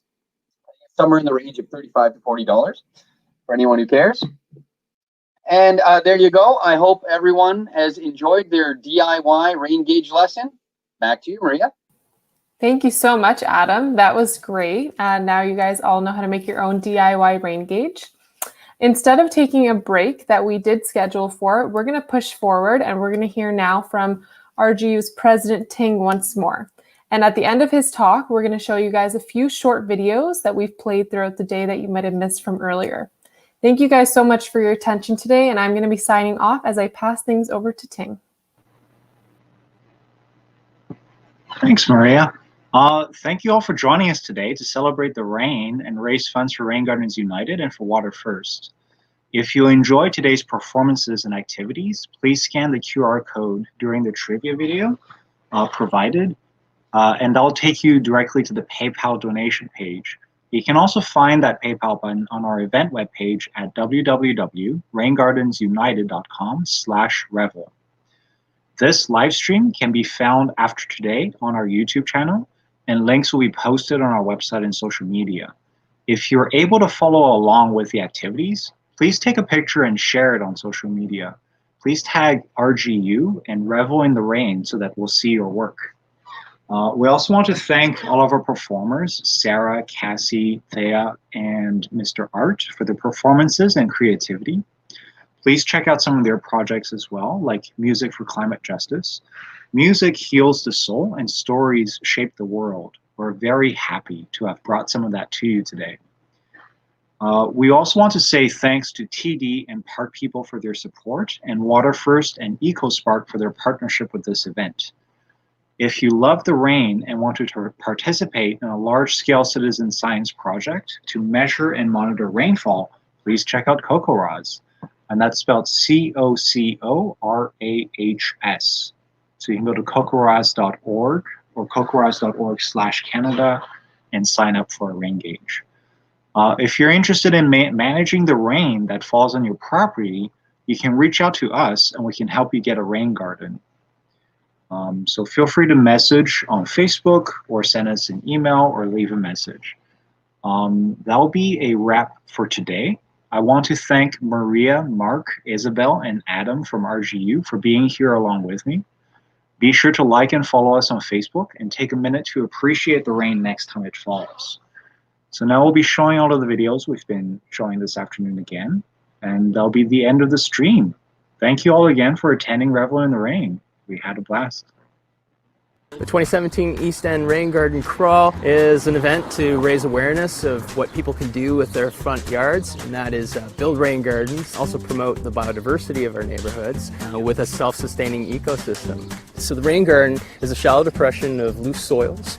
It's a mixture of compost and peat moss and manure. On top is like this bed of mulch. They're all native plants. The idea is perennials come back every year, less maintenance for the homeowner, but also providing this continuous food source for the pollinators. We're asking the city to come on board and recognize residential's contribution to managing stormwater better. We're taking the water off our roofs through the downspout, basically retaining it. We're treating water on site. So the water that's returned to the water table is much cleaner, removing a lot of the water out of the stormwater system. So we're cutting down erosion and all those pollutants that roll into the catch basins without this kind of level of filtration.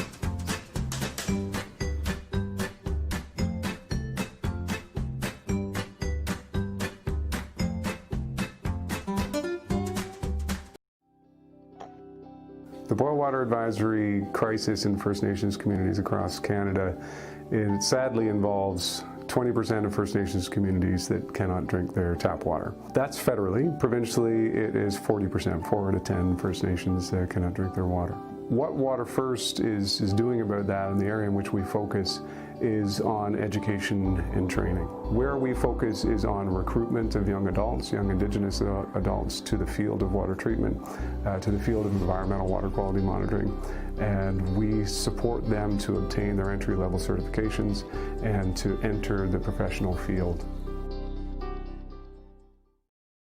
Water First's approach to our work, it's very community-based. It's not top-down. We work very closely with communities, with community leadership and people on the ground who help us adapt our programs to local preferences and needs of the community. During the internship, we wanted to make sure that we presented the knowledge from a Western science perspective, but also from a traditional knowledge perspective. We asked elders from the community and those involved in the traditional aspects of Anishinaabe culture to come and teach the interns about water and its importance in traditional knowledge. I think it's important for them to work with the First Nation communities. I've seen the relationships that they've established with the communities, and they're very respectful relationships and they're reciprocal relationships. Water First just doesn't come into the community and take and leave. They come into the community and they bring and they collaborate. They do consultation with the community on how these programs should work. So this is one of the reasons why I support them.